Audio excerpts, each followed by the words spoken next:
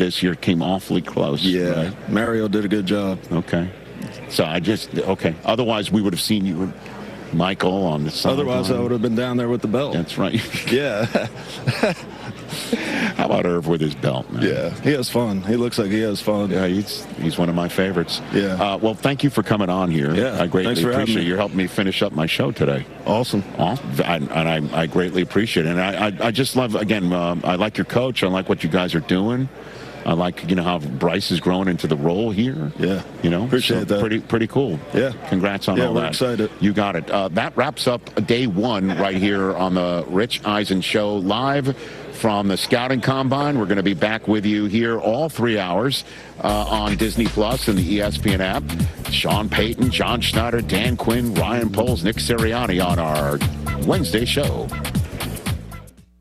Diabetes, high blood pressure, anxiety meds, everyone's on them. If you're a 50-year-old male, maybe a bit porky, and you may even have type 2 diabetes, $1 million of term insurance may only cost you about $200 a month. Call Term Provider. Speak with Big Lou at 800-568-2790. Big Lou will find a term life policy for you even if you have type 2 diabetes, are overweight, or have high blood pressure. Term Provider has helped thousands of people like you who think they can't afford term life insurance. To buy $1 million of affordable term life for you, all you need to do is call Big Lou at 800-568-2790. Lou will make sure the scales are tipped in your favor. Call 800-568-2790.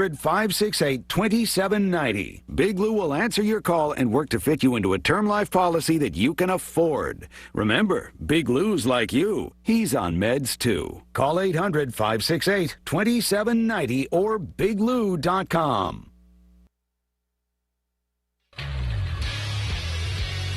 This is a Pirate Radio Sports Break. I'm Shirley Rhodes. The UFL has announced several rule changes ahead of the start of the 2026 season. The new rules include a 4-point goal, the elimination of the tush push, and changes to the layout of overtime. Several former Pirate football players are currently in the UFL. Rajay Harris signed with the St. Louis Battlehawks. Isaiah Winstead is with the Louisville Kings. Avery Jones plays for the Houston Gamblers. Noah Henderson plays for the Birmingham Stallions, and Greenville native and J.H. Rose standout Cornell Powell is playing for the D.C. Defenders. Opening day is set for March 27th. And coming up this afternoon on Pirate Radio Live, it is a baseball-heavy show. Brian Bailey will join us to preview the Keith LeClaire Classic. J.H. Rose baseball coach Ronald Vincent will join us along with former Pirates Jennings Hall and Brandon Manning. This has been a Pirate Radio Sports Break. I'm Shirley Rhodes. Michaels & Gateway Cosmetic and Family Dentistry has been Greenville's premier dental practice for over 40 years. I am Dr. Chris Gateway, and our mission at Michaels & Gateway is to provide exceptional dental care with compassion, integrity, and innovation, ensuring every patient leaves with a healthy, confident smile. Doctors Michaels & Gateway are committed to providing an outstanding patient experience with every visit. Not only do we offer all your dental needs under one roof, in most cases, we can take care of those needs on the same day. Bring your smile to us at Michaels & Gateway Cosmetic and Family Dentistry. At Tiebreakers, we pride ourselves on serving big, juicy wings. I'm talking big and juicy. Our chickens are the same ones that kick sand in the other chickens' faces. If our chickens played football, they'd be linebackers. The competition's chickens, they'd be skinny little kickers. Trade those kickers in for linebackers. Join us today for big, juicy wings. All season long at Tiebreakers. Tiebreakers, with 2 locations in Greenville and on Railroad Street in Winterville. College is hectic, but where you live shouldn't be. At Pirates Cove, you get your own quiet space and private bathroom. With 2 pools, a fitness center, EV chargers, the only student property with a new soccer mini pitch field, a business room for focus, and a quick ride to campus. No dorms, no drama, just the lifestyle you're looking for. Pirates Cove isn't just where you stay, it's where you live. The convenience of Pitt Greenville Airport is waiting just outside your front door. Service is back, so you're connected to destinations worldwide through flights from American Airlines. Plan your next trip. Book your flights today at flypgv.com or aa.com. Good news, business travelers. PGV and American Airlines has added a new early morning flight available now. Book today at aa.com and be on time for that connection in Charlotte. Fast, convenient, and close to home, PGV has American flights perfect for your next trip. PGV, where where the Pirates fly. UBE and PirateWear.com are proud to offer the Pirate Nation its largest inventory of ECU merchandise and tailgate supplies ever. UBE has the best prices in town, so that makes UBE your one-stop shop for all things ECU. UBE does daily restocks of Champion, Adidas, and Under Armour. Don't forget to bring your young Pirates to plunder the Crow's Nest, which is the only kids store dedicated to ECU. Plenty of free parking in downtown Greenville. Visit them online at PirateWear.com. Go Pirates! It doesn't matter if you're running drills at the park, playing pickup on a Saturday, or sinking the final putt. When you compete with your friends with Michelob Ultra on the line, competition isn't that friendly. The trash talk, next level, and the stakes, oh, those are crystal clear. With only 95 calories and superior smooth taste, it's the ultimate trophy. Superior is worth playing for. Michelob Ultra, superior light beer. Enjoy responsibly. Copyright 2025, Anheuser-Busch Michelob Ultra Light Beer, St. Louis, Missouri. This is Pirate Radio, WGHB Farmville, 1250 at 92.7 FM Greenville, WDLX Washington, 930 and 104.1 FM Washington. Can you be quiet, please? Thank you. Welcome to Pirate Radio Live. Clip. Hey, man, good to see you, brother. We got Jarrett here. Hey, Jarrett. Hey, and we got left side. Strong side. Y'all are intimidating guys. You know what I'm saying? Y'all are famous. Y'all are celebrity type guys, and that's intimidating. Gun. First down, ECU. Spinning free. Still on his feet. Marlon Gunn Jr.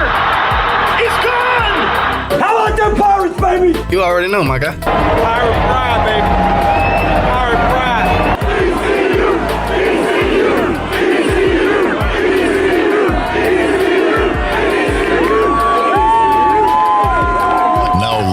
From the Pirate Radio studios in the heart of the Pirate Nation, here is your host, Clip Brock.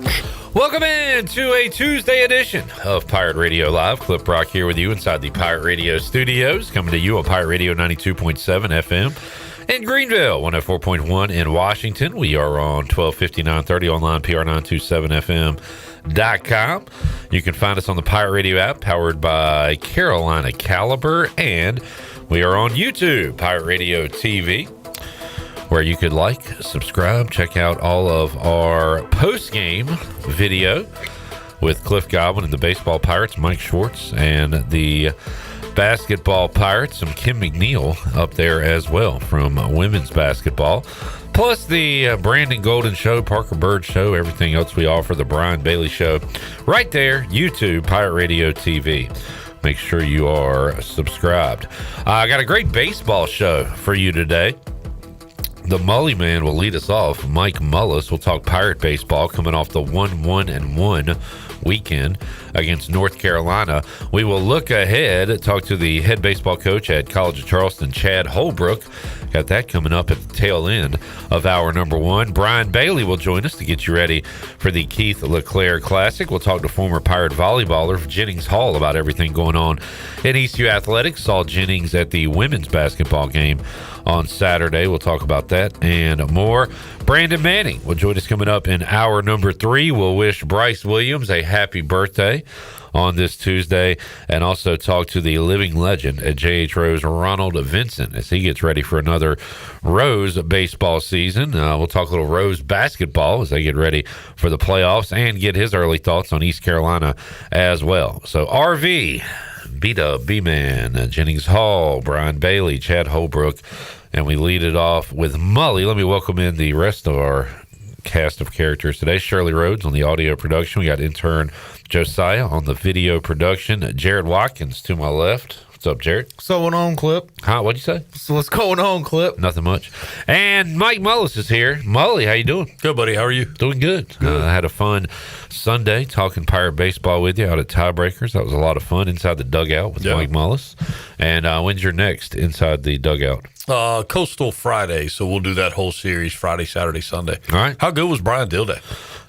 He brings the passion. I felt like I was in left field. Yeah, it was very jungle-like. It was, and a fun ball game too. Yeah, that unfortunately did not come to a conclusion that either side would want. It ends in a tie, and we had Cliff Godwin's comments about it yesterday that it's one of those. I asked you, Mully, before the game or during the game, when does this become official? And you said 7, unless it's a home plate deal where the coaches get together. And I guess there was talk before the game about that situation, and then they just figured cold, wet.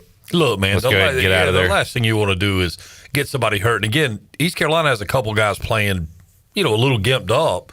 One of them being Matt Lashley, which we'll talk about a little bit more. But, he's already got a hamstring issue. You sit him for 2 hours trying to get back right. And, man, the temperature plummeted. The wind was blowing. I mean, it was raw when they would have, possibly resumed that game. It was. I think it was the right choice. The only thing you could do is get somebody hurt at that point. Yeah, Cliff said they probably wouldn't have been able to go to about 6, and it was going to be 27 at that point. Yeah, it was. It doesn't make sense. I mean, you hate that Matthew Mateus from Carolina didn't get a chance to pitch against East Carolina. I really thought we would have seen him Friday night. DeCaro didn't present the opportunity to do anything with anybody else. But listen, it is what it is. 1-1-1 coming off of what had been a bit of a scuffle before that. So I think, all signs point to good things. And, I think you could take that series under those circumstances. Speaking of guys being banged up, I know you were high on Alex Boucher coming into this year. What's his deal Still, right man, now? high ankle, and it's just kind of I think he is available as a bat off the bench, according to him. So, all players think I'm okay to go. I did watch him at pregame the other day, kind of quasi-running. So it's, he's still, before he's 100%, he's got a long ways to go. But I think the same thing again, Matt Lashley, which, the shortstop out of Florida, he had a sure double, ball to left field, had a sure double. They held him at first. And that's a sign that, he's still dealing with a tweaked hammy and, but healthy enough to get out there and give him a solid option at shortstop. Jared, feel free to chime in. I'm just going to pepper Mully with baseball questions. So if you have one more thing on the injuries, though, have you heard anything about Austin Irby? Because he had a little thing in Durham where he came out of the box. They looked at him, and then he looked like a little. Yeah, I know. I hadn't heard anything. He did. I know exactly what you're talking about. I don't know that it's more than a little tweak or something. But again, I've not heard anything at all about it, Jay. I think it's just one of those. Listen, man. After game one. Quite frankly, going into game one as grueling as the fall and early spring can be, it's very rare to be 100% healthy. Yeah. So I think it's probably one of those little kind of nagging things that he'll play through. Be my guess anyway. Mully, my favorite moment sequence from Sunday was Austin Irby and the pitcher for Carolina, Lynch, having a stare down during their entire at bat. And Irby wins the at-bat with a walk, and then a couple batters later, a couple Pirates run score on a base hit. And I was asking you, you wonder, did Lynch kind of get in his own? And you went even before that, because before the Irby walk was what'd you say, the quick pitch? Yeah, he tried to. Pitch. Yeah, he froze up. He tried to outsmart the hitter, so he froze up, kind of tried to change timing, and then went quick pitch, and he hit the guy, and that was the first run that scored. So, one of those things where I think Lynch was maybe grasping at straws a little bit, but that moment with Irby was interesting. I mean, but listen, man, Austin Irby plays with that. That's his deal, right? I mean, he plays with. I guess if he was a football player, we'd say he's got a high motor or whatever, but he plays with a little bit of that. I guess swagger, for lack of a better way to put it, lack of a better word. But some of it I think is good. Some of it can be a little bit of a distraction. But it's the way he goes at it. Coach Godwin allows those guys to express themselves. That's his style of play, and so far so good. Mike Mullis joining us here, hour one. If you got a question for Mully when it comes to Pirate baseball or anything else, you can get it in on YouTube. Pirates, again, get blown out Friday, had to respond on Saturday. And I guess there was an offensive and a pitching hero, and you could say Sean Jenkins and the Linehan, the Grady Linehan, really kind of has his coming out party. Just wearing out left field, hit the wall once and hit it well over the wall another time. Mully, how about that for the kid? Yeah, no, that's what the expectation was for him coming in. I mean, he's a big time player and has played quite well. Obviously, that the home runs stand out and the ball off the wall, but he's played very well, especially for a freshman. Sean Jenkins, I don't think there can be enough said about how good he's been. And again, man, the whole key to his success is the secondary stuff is just exponentially better. And he even said in his post game that, he kind of fell in love with the slider. And the fastballs, velocity wise, is up there. It's a 95 plus fastball. But that slider is a difference maker for him, and then he, drops in the split that it seems like Austin Knight teaches everybody. Hey, you come to East Carolina, you'll develop a split. But he just continues to carve people up, and it's going to be interesting. Obviously, the glaring concern from the pitching staff is Norby and kind of when does Norby become Norby? And we started to see it like first inning Friday night. It's like even. The sequence, the first few batters he faced, then you get the patented coming off the mound with that emotion that we've seen so much out of him, and then he comes back out in the second, starts out okay, then he gives up the home run, and that was an interesting sequence. He went to their first baseman, I'm drawing a blood Paulson, and he goes fastball up and then kind of runs him off the plate and then comes back with a similar pitch but just catches a lot of plate, and Paulson wasn't getting cheated at all, and that's a dude who had 13 or 15 home runs at Stony Brook last year, so a guy that's no stranger to it. So, he gives up the home run, and then it kind of felt like maybe a here we go again kind of situation. So I think it's a mental thing for him. Obviously, he's still the belle of the balls that relates to that pitching staff until further notice. And I think Coach Godwin and Coach Knight and those guys will continue to ride with him. The nice part is if they need to drop him back and give him a look, get him off that Friday night for a round or two of weekend series, they have options. They can obviously go to Jenkins if they wanted to make just a straight change. You got to remember, man, nobody went into last season looking at being that shutdown arm back into the bullpen, and Sean Jenkins projected more to be of a star in that starting role. So, they've got that option. They've gotten some good innings. The freshman that came in Sunday, Ethan Rose, a guy I've liked him since the first time I saw him. And that drop down slide at that 86, 88 mile an hour kind of velocity. And he comes in, he does what he has to do, gets a strikeout. And then the whole time we're talking about it at Tiebreakers, we're like, this is a ground ball guy. And sure enough, he throws the ground ball to get himself out of the inning. So, there have been there are some options, and there have been what I would think have been some kind of surprises, kind of aha moments for the pitching staff and the coaching staff. So, ultimately, I think Norby will be fine. He's got to be fine for this team to do what they're capable of doing.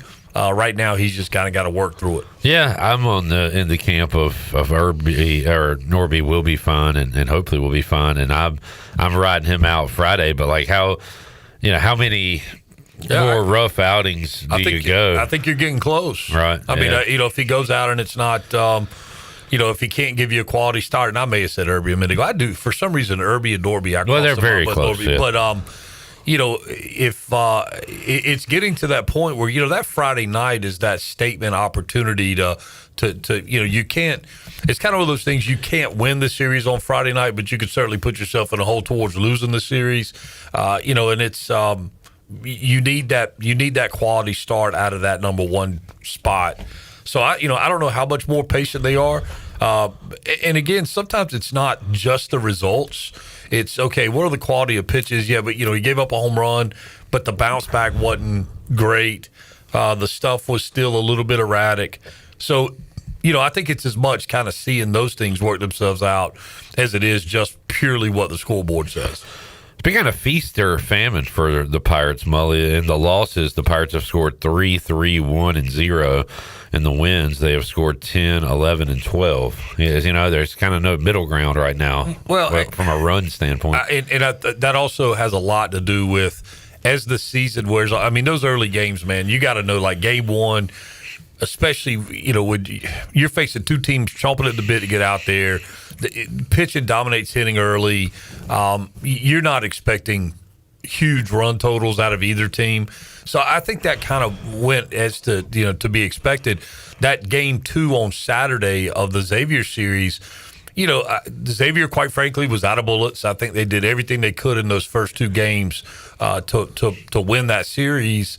And East Carolina have kind of settled into a little bit more of the offensive approach that we're used to seeing out of them. So, I don't think it's realistic to think the Pirates will average double-digit runs in all their wins, nor do I think they're going to live in 3 or less in their losses. I think you'll probably start to see it balance out a little bit, especially as this lineup settles. I'd like to crunch the numbers, but when the Pirates are really good, they dominate Sunday because teams are out of bullets, especially in conference play.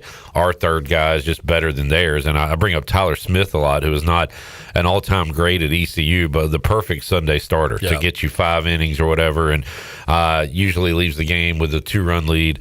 But interested to see that, Mully. Right now, they're 1-0-1, I guess, on Sundays, if you want to put it that way.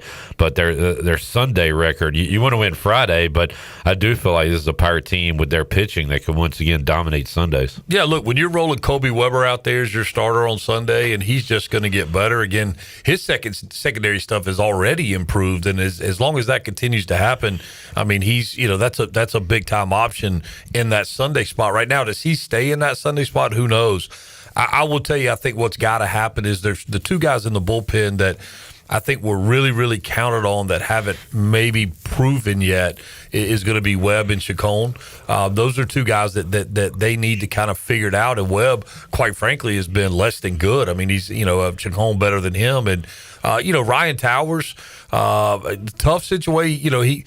He goes his first outing in basically 2 years, 2 weeks ago, gives up the big inning after having set for about 30 or 35 minutes as the Pirates scored some runs, comes back out and just didn't have it. And, next thing you know, it kind of blows up on him. And then the next time he gets an opportunity to pitch, he's pitching against NIU, and he's pitching in an absolute wind tunnel at Clark LeClaire when, we had a temperature drop. And, man, it was the wind. Well, I was out there for a little bit, and quite frankly, it was so windy. I didn't have that game from the booth, and I went out, and it was just so windy. It was like, man, this is like not even fun. Like this, so.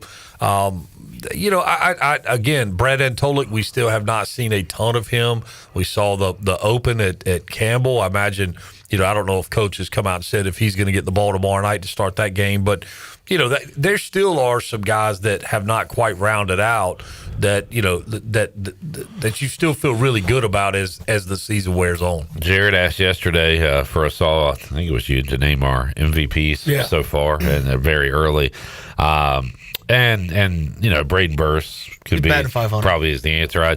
I gave a shout out to Jack Herring. I think he's been very solid early on. And really, Mully, you could argue Kobe Weber, because without him, you could be 2-6 instead of 3-4-1. I mean, just the Pirates did score a lot of runs on that Sunday against Xavier, but who's really stood out to you so far? I mean, I think you kind of named them there. The one that's kind of sleepily doing it, if you look at the stats, is Walker Barron, and he's a guy that seems like they've wrestled with Kalinic behind the plate, maybe tried to find another spark. And listen, I'll be the first to say Walker Barron's first game, opening game, he was not good at the plate. I mean, it was not good, and he kind of figured it out. He had a game off, comes back in game 3, has 3 hits in that game. 2 of them more or less than poetic, but still count as hits. And so I mean, Walker Barron has done what's been asked of him. I think you're right with the other guys, though. I mean, and it all starts with Braden Burris. I mean, there's just no question that dude. He's just playing a different game than a lot of people, and it starts to liken you back to thinking about another Norby that came through here. It's kind of similar body type, and there's a lot of similarities in the game. So, again, Jack Herring has been maybe one of the more clutch performers. You can't dispute what Linehan did, and obviously that was a big deal. And again, I keep bringing this name up because I think he's critically important to the future success of this program for this season. But I think having Matt Lashley back at shortstop was a huge deal. Again, not necessarily purely from the standpoint of gameplay, but from the standpoint of confidence. When you look out there as a team, you're like, all right, listen, man, we got, Colby's back home. We now have a guy out there short that's going to make the vast majority, and I really think he'll make all the plays he's supposed to make.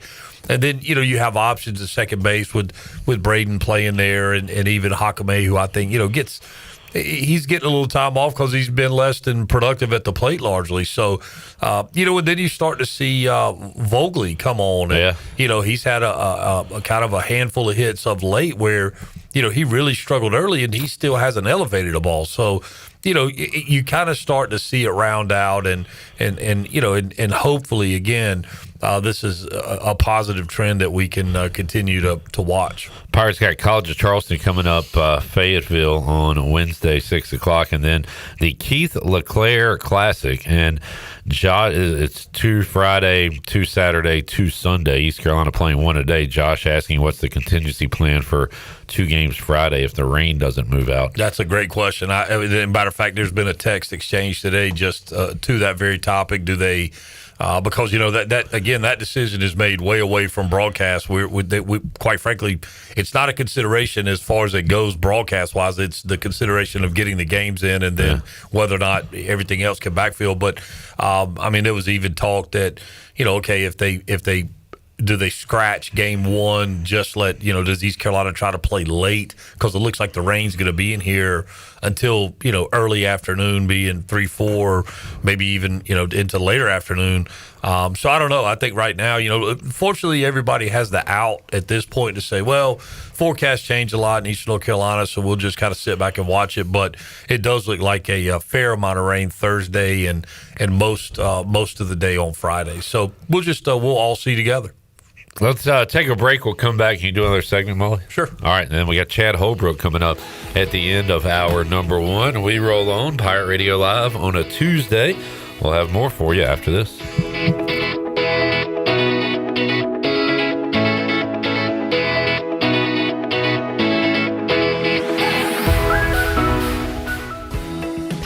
Your dream home starts with Unshakable Builders. Now building in Sutherland Estates in Greenville and Dolostone Court in Wilson with homes available now. And stay tuned. Cross Creek Townhomes in Greenville and Whitaker Glen in Farmville are coming soon. Browse available homes, explore floor plans, and see past projects today at unshakablebuilders.com. Have questions? Use live chat, fill out the contact form, or call the office at 814-9105. Unshakable Builders, build on a solid foundation.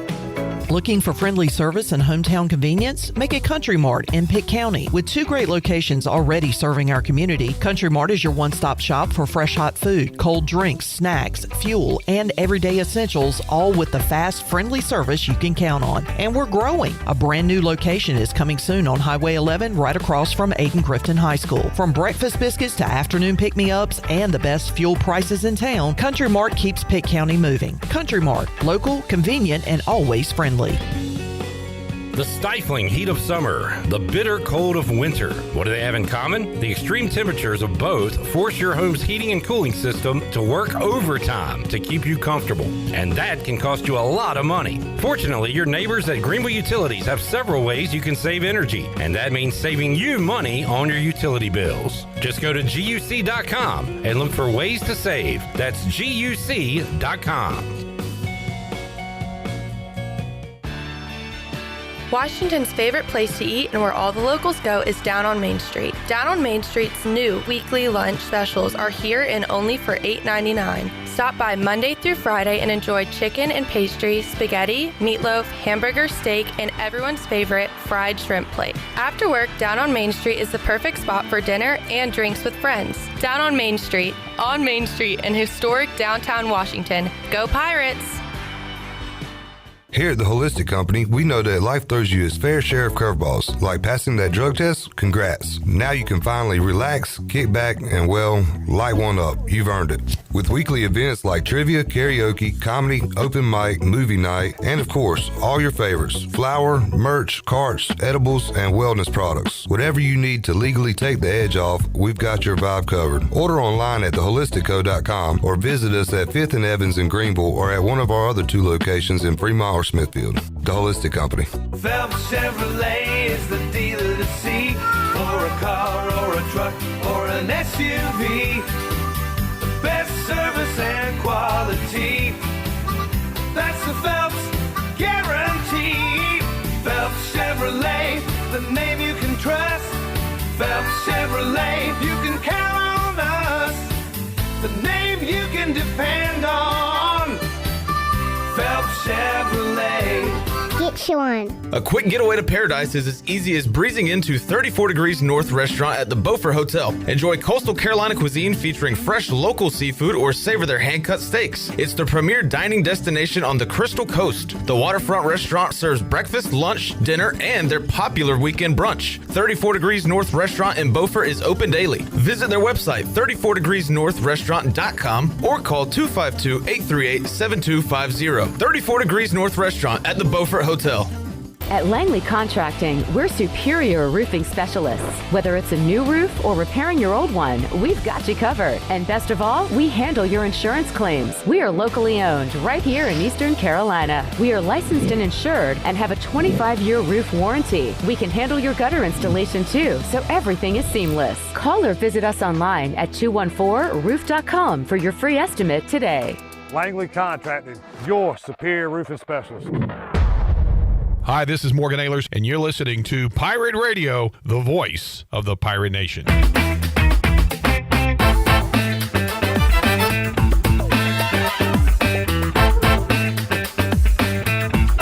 You're listening to Hour 1 of Pirate Radio Live. The Pirate Radio app is available now. Powered by Carolina Caliber. Download the app today and have Pirate Radio at your fingertips. Now, back to the show. Welcome back. Get a jump on Mustache March by stopping by UBE or pirateware.com this weekend and purchase a special Strikeout ALS t-shirt. Proceeds from the new t-shirts will be donated to the ECU Baseball Mustache March Fund to fight ALS. In the last 4 years, Pirate Nation has helped raise over $8,000 with this promotion, and our goal this year is to get over the $10,000 mark. Get to UBE or pirateware.com right now and get your new t-shirt while supplies last. And as we head back into the show clip, I have a Buccaneer Music Hall scoreboard update for you. Gavin Williams got the start for the Cleveland Guardians as they took on the Los Angeles Dodgers. He went a third of an inning and he has been pulled. He does have one walk, one earned run. Dodgers lead the Guardians 1-0 in the first inning. All right. Correction, make that the second inning. No injury or anything. Yeah, that would be my first thought. A third of an inning. Yeah. No, I don't believe it was an injury. It looked like some fielding errors that allowed some runners on base because it's currently 1 out, bases are loaded. Yeah, I can't imagine he hit his pitch count that quick, but yeah, I mean, maybe. Who knows? Who knows? Well, I will check on that.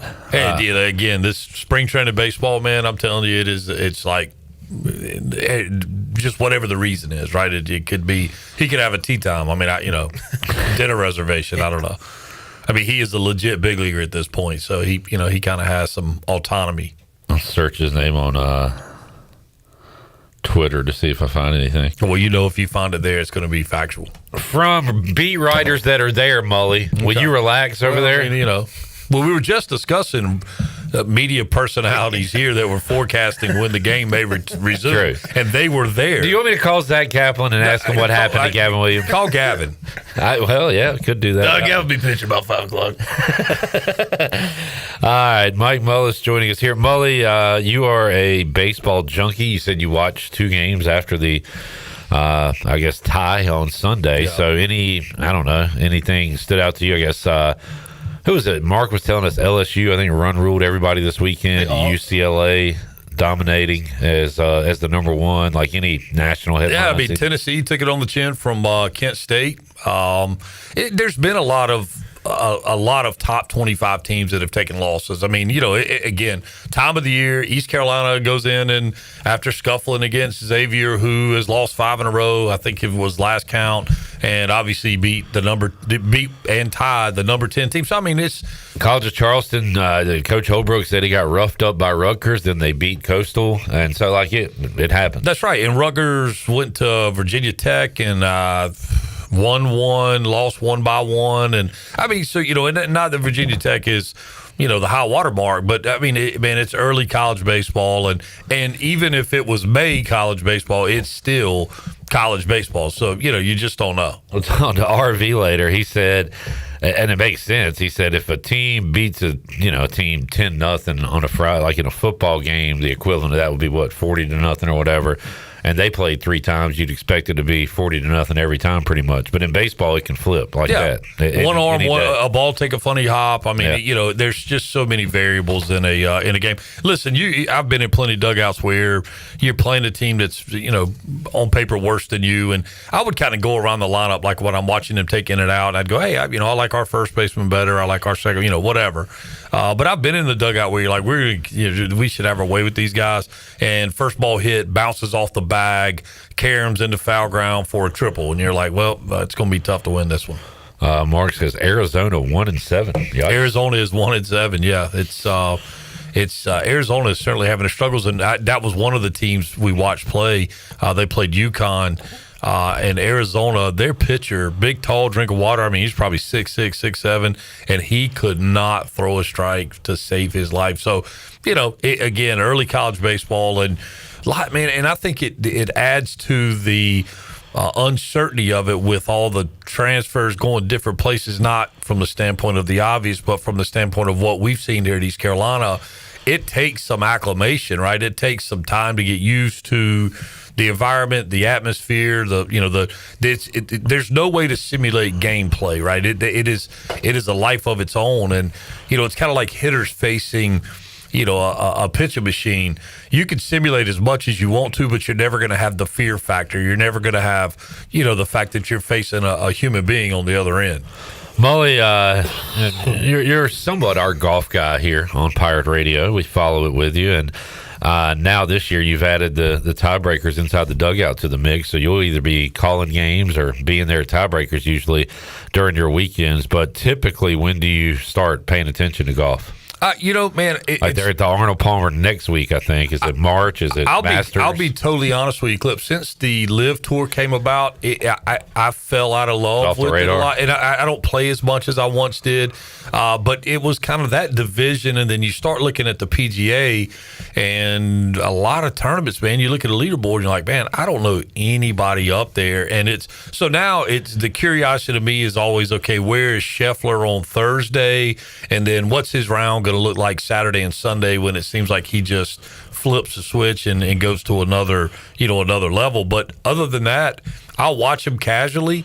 A lot of it lately I've been watching, like we look outside and we've got a foot of snow, and I'm like, man, they were in California or Hawaii, wherever they were at the time, and I'm like, man, it's just nice to see green grass and and some snow, and some sunshine. So I just, not quite as closely, but obviously as the Masters comes around, that gets things geared up. And it used to be Waste Management for me was kind of the real beginning. I loved the Tournament of Champions in Hawaii, especially back in, Tiger's days, which has been, decades ago now. But, I don't know, man. They rolled out the old Tiger may be ready for the Masters or whatever. And that's when he did a presser and he said, they asked him, are you ruling yourself out for the Masters? And he never gave a verbal answer, but he gave that little Tiger smile, like, what's interesting with Tiger is now it sounds like he's truly contemplating a comeback on the Champions Tour. He's now 50. Man. And he said he would, could he get an exemption to ride a golf cart on the PGA Tour? Probably. He would never do it. He just doesn't think it's fair to the game. But they can ride carts on the Champions Tour. So he's, it sounds like that's something he's thinking about. But of course now Charlie, his son's committed to Florida State, and so plays football. Have you heard that story? He got big hands. He's a really smart sports guy. Talk about what a great wide receiver Charlie Woods may make. He's got great hands. Great hands. But Mully, it would be funny to see Tiger go on the senior tour. What do you call it? Champions. My apologies. And wear those old guys out like he did when he came up. Well, like the same guys he was wearing out as a 19-year-old or whatever. Well, let me tell you what they'd be cheering for, the purse increase that they got when he came on the PGA Tour. If they could get the same thing on the Champions Tour, they would take it. Well, you think about it. Phil Mickelson, who was totally irrelevant for however long it's been now, he went out on the Champions Tour a couple years back and just wore them out. Like he, when we saw Bernhard Langer, car. Yeah. He's dominated that tour for a long time. So you got to feel like, shorter golf courses and less holes to play. We could have a return to the old Tiger if he makes that move. I think Bernard had the tall putter, Jared, as a college golfer. You ever worked with a tall putter before? No. Okay. You ever use one, Mully? No, they look kind of funky. Yeah, no. Will Brinson, he's a tall putter guy. Well, he had one at one point, and it had a huge head on it. Like, it was ridiculously. I was trying to figure out another way to put that, but it looked like it was about half of a golf cart hubcap. It was that kind of big, and this putter was so awkwardly. It looked like a cattle stamp or something, and he actually was unable to travel with it one time and had to leave it behind and bought a ladies putter because that's what they had. The guy just can't get a regular putter. Yeah, so now he has a regular standard Scotty Cameron that I actually won somewhere, and he's got it in his bag. But anyway, one of the few guys when they did away with the anchoring of the putters, a lot of the guys at the amateur level just put them up because they didn't want to hear a rash of mess from their dudes, out playing on Saturday for $5 or whatever. All right, final thing. I had a take on this that I think was unpopular, and now it has happened, and I've seen people complain about it. I don't like the box for MLB games in the strike zone. Like, I'm not playing a video game. I don't need that box on my TV. I just want to see the catcher. I just want to watch the game. Oh. A lot of people like the box. Such a purist. I am a purist. Apparently, there's no box this year. They've done away with the box, and they will have the inclusion of the tap the helmet review thing, Molly. But how do you feel about the box being taken away? Do you care?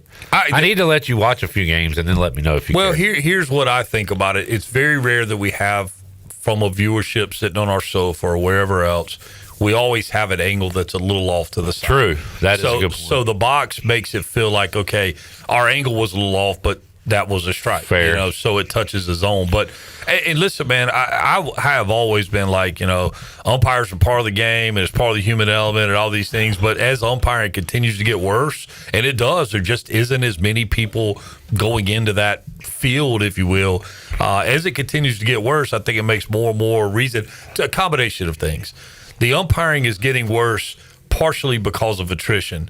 The umpire is getting worse largely because we're teaching catchers new ways to fool them, right? So we're working from the bottom up of the zone, and we've got guys on the mound that are throwing stuff that we've never seen before, i.e. the splitty, i.e. some of the secondary stuff, as they can figure out how to manipulate the ball to increase spin rate. So that job has become tougher while the candidate pool has become smaller. So I think it makes way. I enjoy even go to a scrimmage at East Carolina or wherever that has TrackMan running, and they're letting TrackMan, like, whatever TrackMan says is what the deal is.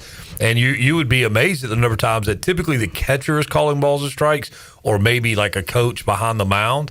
You'd be amazed at the number of times that they make a call and TrackMan comes up right behind them, and they go, "Oh, okay, well that was a strike," or "Oh, that was a ball." So, I mean, it's it's just part of it. As the pitcher stuff gets better, these catchers not only get better at their craft of break, but man, at the big league level, that is a metric by which they're measured, is how many strikes can they steal.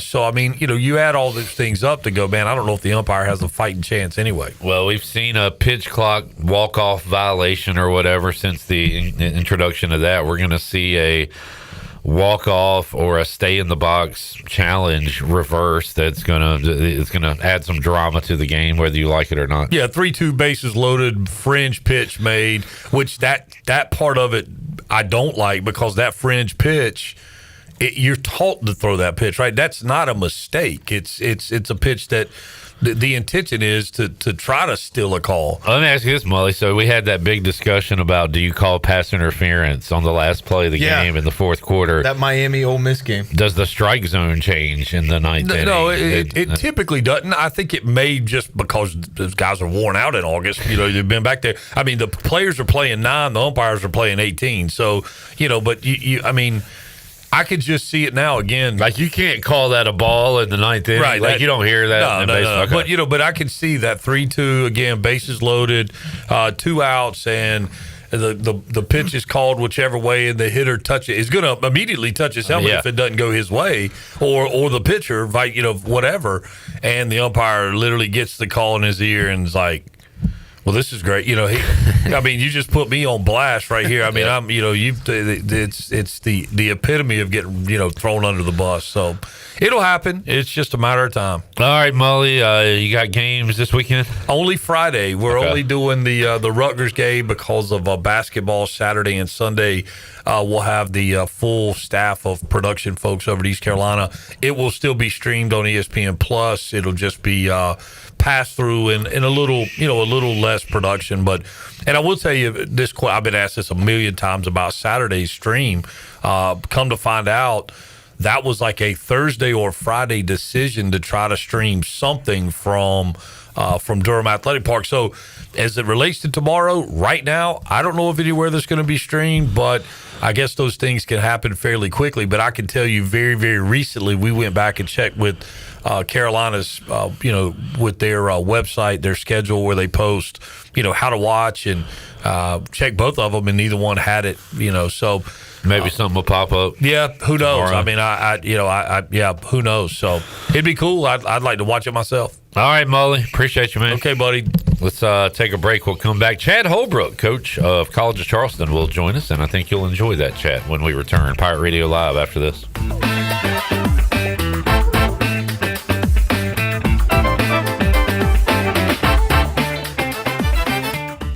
Pirate Nation, are you in the market for a member-focused local credit union or making a switch from your existing one? Then explore First Flight Credit Union with branches across Eastern North Carolina, where all residents are membership eligible. First Flight members experience in-person service, competitive savings, and loan rates. Everything from automobile, boat, and home loans, First Flight has you covered. First Flight is more than just a branch. They're on a mission to take better care of our community. Stop by one of their local branches today or visit efirstflight.com. First Flight is insured by the NCUA and an equal housing lender. At Children's Health Services, we understand the importance of your child's well-being. This is Dr. Chris Osmick, and our mission is to provide comprehensive, patient-centered health care through every stage of child development, starting the day they are born in the hospital. We are not just here to treat illnesses. We are here to partner with you on your child's health journey. Schedule your appointment today to build a brighter, healthier world for your children. Hey everybody, this is Parker Bird. Visit our friends at Children's Health Services on Arlington Boulevard on 10th Street and at childrenshealthservices.org. Go Pirates. Saturdays are your day to kick back, relax, and have fun. That's why Altavola Market Cafe is the perfect place to go for dinner, drinks, and takeout. Altavola is open every Saturday at 4 p.m. on the bar side, serving a special selection of menu favorites of appetizers, pastas, and specialty pizzas. Whether it's dine-in, takeout, or drinks with friends, Altavola is the best choice every Saturday starting at 4 o'clock. Visit AltavolaMarket.com to see what's new, and visit Altavola on Red Banks Road every Saturday starting at 4. Pirates supporting pirates. Greenville Motor Company, celebrating 40 years serving the automotive needs of Greenville and Eastern Carolina. Here is Greenville Motor Company's Brian Cook. We offer service specials and coupons, monthly deals to help you save. We also offer our customers pickup and drop-off services, convenient scheduling for your busy life. We'll help you get the service you need with your busy schedule. Greenville Motor Company, locally owned by the Cook family, right across from Greenville Nissan at 1000 Southwest Greenville Boulevard. Go to driveherenow.com. Driven by service, powered by trust. Greenville Motor Company. Hey Pirates, it's Lindsay Gray with Carolina Caliber. Warm up from the winter with hot manufacturer rebates and store discounts. Buy any new Winchester Super X Pump, Wildcat, Expert, or XPR, get $25 back. Getting ready for turkey season? Buy any new Winchester Super X Pump Shotgun, get $50 back. Or bring in the heat with a Savage $100 rebate on a Savage Renegade Shotgun. Don't forget 50% off Nomad turkey gear. Shop online or stop by Carolina Caliber on Fire Tower Road in Winterville. It's a time-honored tradition. Homeowners can face many challenges throughout this season, but our newest New Blue star, Dixon Williams, is here to slide in and save the day. Have a clog that's hitting a foul ball and nothing seems to be getting through? Dixon's fixing to get you flowing again. Feeling like your HVAC's in a slump? Dixon's sliding in to get your comfort back on track. Are swinging blind in a power outage?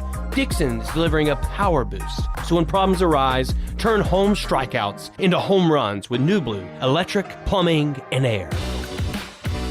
After years in the making, the new Papa John's Pan Pizza recipe is ready. Introducing a new pan pizza with edge-to-edge cheese and toppings, a crispy garlic Parmesan crust, and 6 cheeses. It's the perfect balance of a soft, fluffy interior dough and a crispy crust. You'll agree this pan pizza was worth the wait. Order the new pan pizza today from your local Papa John's. Better ingredients, better pizza. Papa John's.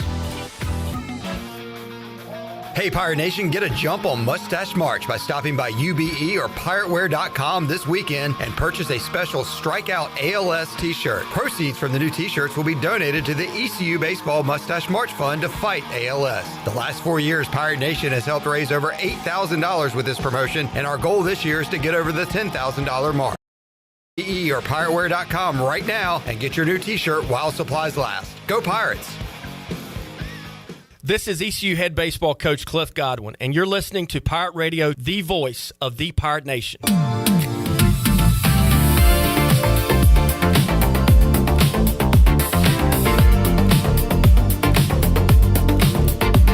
You're listening to Hour 1 of Pirate Radio Live. The Pirate Radio app is available now, powered by Carolina Caliber. Download the app today and have Pirate Radio at your fingertips. Now, back to the show. Welcome back. Looking for a great meal in the heart of downtown Greenville? Come on down to 5th Street Hardware and Tap Room. Whether you're craving a juicy burger, a seafood basket, or a tasty sandwich or wrap, they've got something for everyone.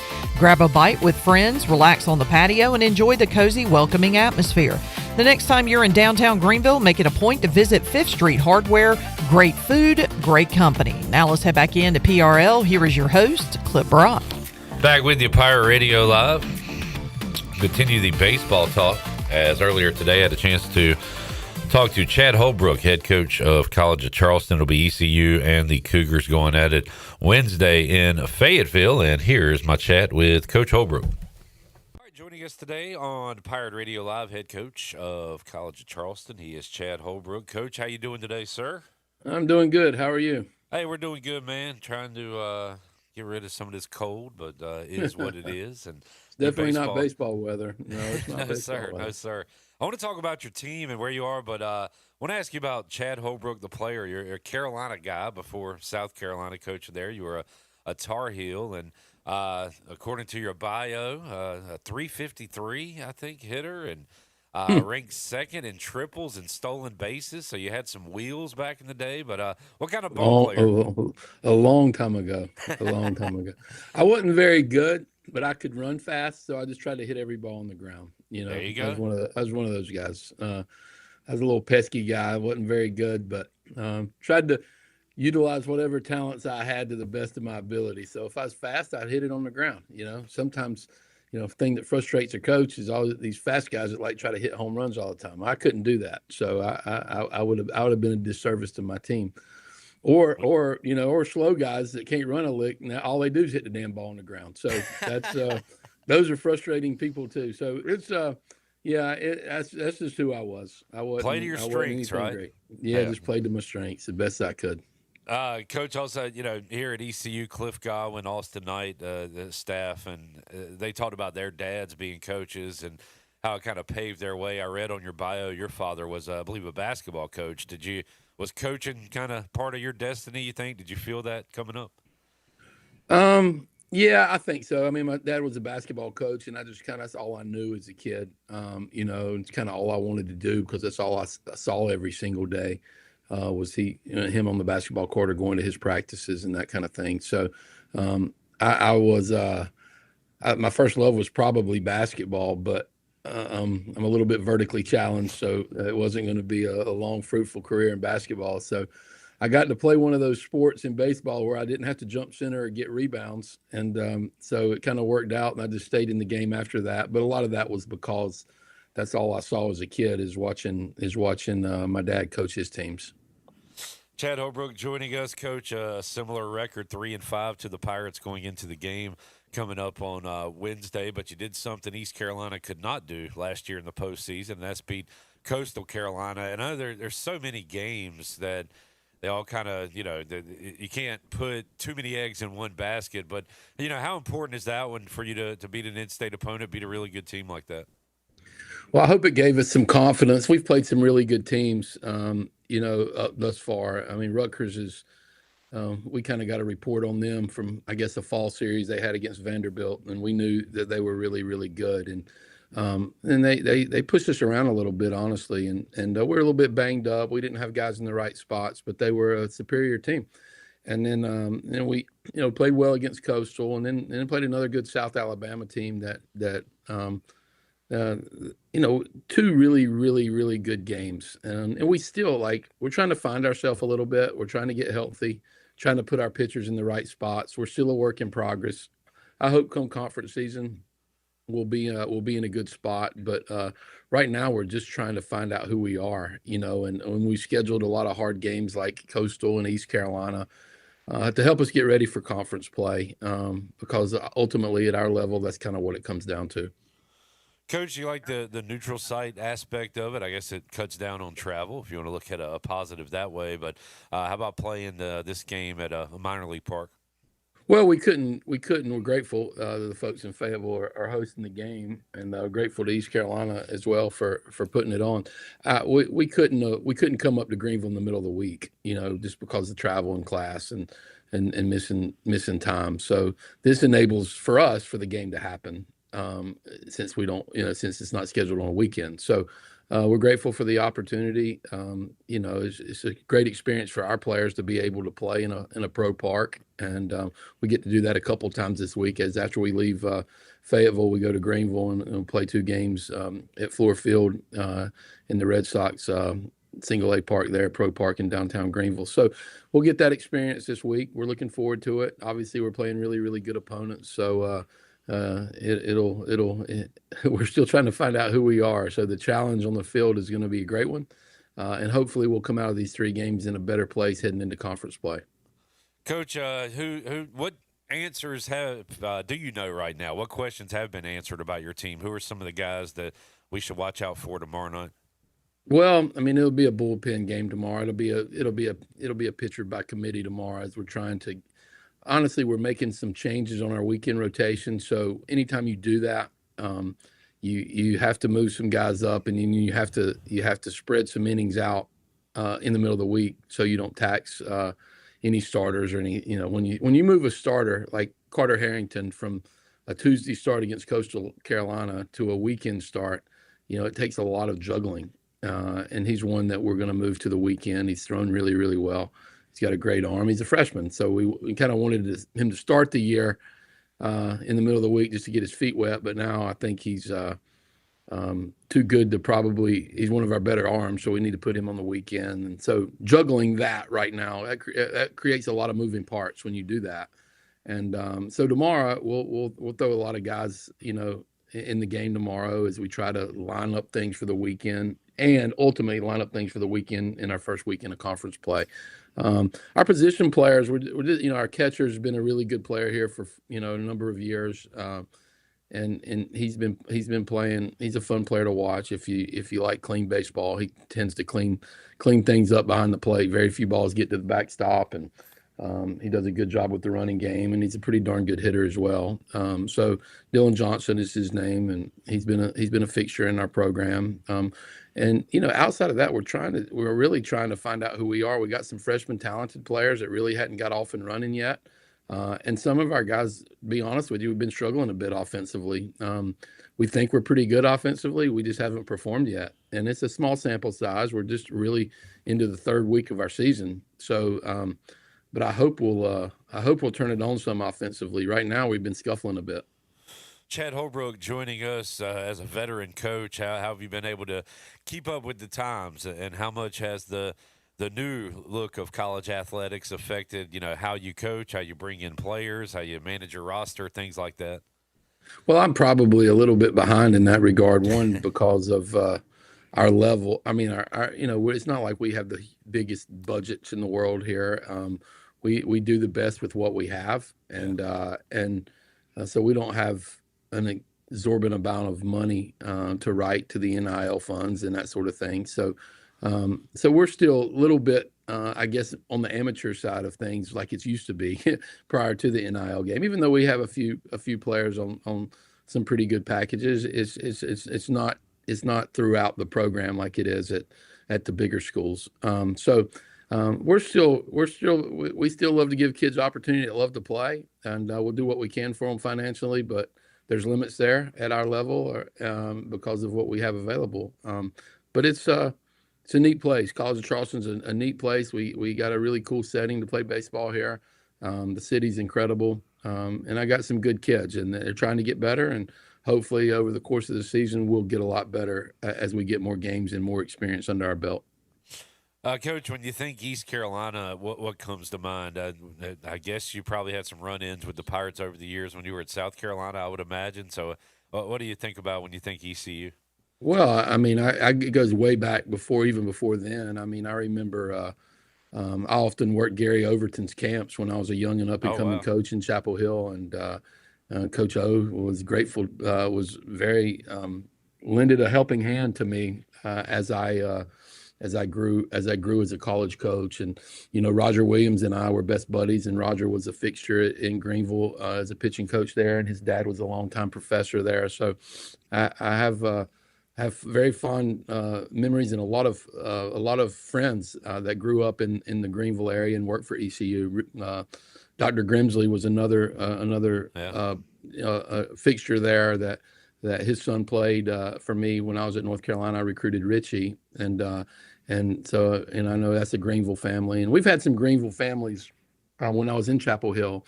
Mitch Jones comes to mind, Josh Potter, and obviously the Richie Grimsley. So I've had always respected and admired East Carolina. Their baseball tradition and the passion of their fan base has always stood out. They've always been really, really, really good and had really good players and awfully well coached, going back, to Coach Overton, Randy Mazey, Billy Godwin. Always had great coaches, great players in the program. And Keith LeClaire obviously is in the class by himself. And it's a baseball proud school, man, and with an incredible tradition and incredible fan base. And have nothing but mad respect for East Carolina's baseball program. That's really cool to hear. We had Coach O, Dr. Gary Overton, on last week, and I mentioned to him that I'm where I am today because I went to Coach O baseball camp. And I don't know if you were instructing that day, but as you can see, I was never fleet of foot. So you probably didn't work much with me if you were instructing that year. But no, that's neat to hear. Coach, we'll let you run. Appreciate you joining us today, and good luck the rest of the way. Looking forward to seeing you guys on the field tomorrow night. Yeah, well, look for it. Thank you for having me. And, Coach Godwin's an incredible coach and done a great job with East Carolina's program. I know the folks in Greenville have an awful lot to be proud of. We hope to show up and make it a competitive game tomorrow night, and grateful for the opportunity to come up to Fayetteville and play. Yeah, let's see a good one. Thank you, Coach. Have a good one, Thank you. Thank you. It's Chad Holbrook joining us today on Pirate Radio Live. Good fella. Enjoyed the chat with him, and looking forward to Cougars Pirates coming up on Wednesday. We'll take a time out, come back hour 2, Pirate Radio Live. We'll talk to Brian Bailey and Jennings Hall when we return after this.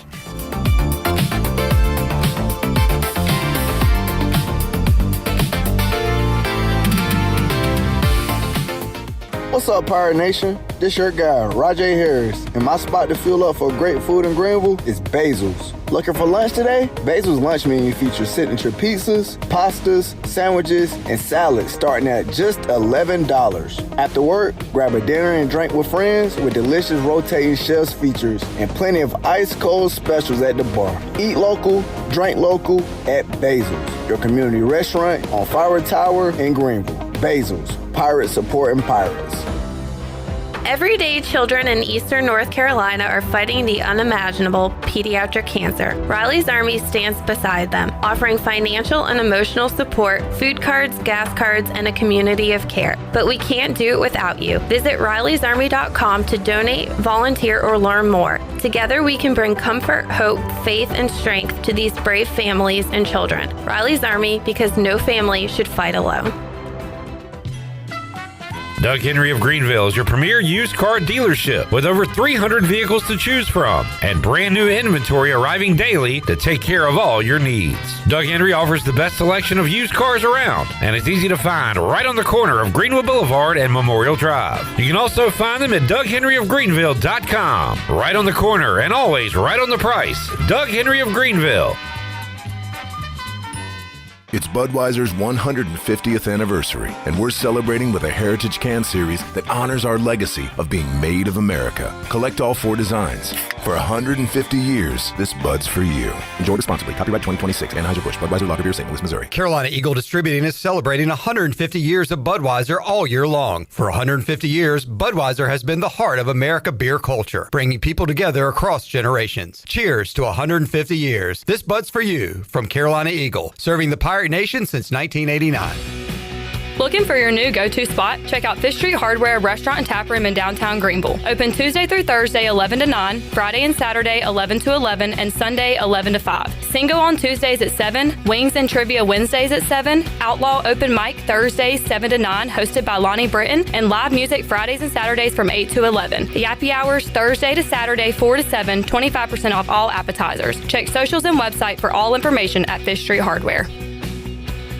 Looking for the perfect getaway? Discover Washington, North Carolina, where small town charm meets waterfront adventure. Stroll along the scenic waterfront, explore unique shops and local restaurants, or kayak the Pamlico River at sunset. From family fun to romantic escapes, Washington has something for everyone. Plan your next trip today at visitwashingtonnc.com and experience why they call it the original Washington. Visit us in Washington. Your escape starts here. Are you looking to purchase a new home, or are you considering refinancing your current mortgage? This is Talbot Green at Integrity Home Mortgage. We offer a wide variety of loan programs to help get you pre-approved. Our team of Talbot Green, Braxton Green, and Joanne Weir has over 50 years of experience and is committed to providing you with superior customer service you deserve. To get started, call me, Talbot Green, 714-2076. Talbot Green, NMLS 120331. For informational purposes only. Integrity Home Mortgage Corporation is an equal housing lender. NMLS 208516. Cuccinella's has been serving up handcrafted pizzas with their family recipe since 1932. If you're in the mood for something different, explore the brand new pastas like the chicken parm, chicken alfredo, or penne marinara. Cuccinella's also has salads, grinders, and house-made Italian ice and Italian ice lemonades. Greenville's hometown pizzeria is Cuccinella's. 2 locations with pickup or delivery, and ready for your order now at cuccinellas.com. Go Pirates! This is Pirate Radio, WGHB Farmville, 1250 and 92.7 FM Greenville, WDLX Washington, 930 and 104.1 FM Washington.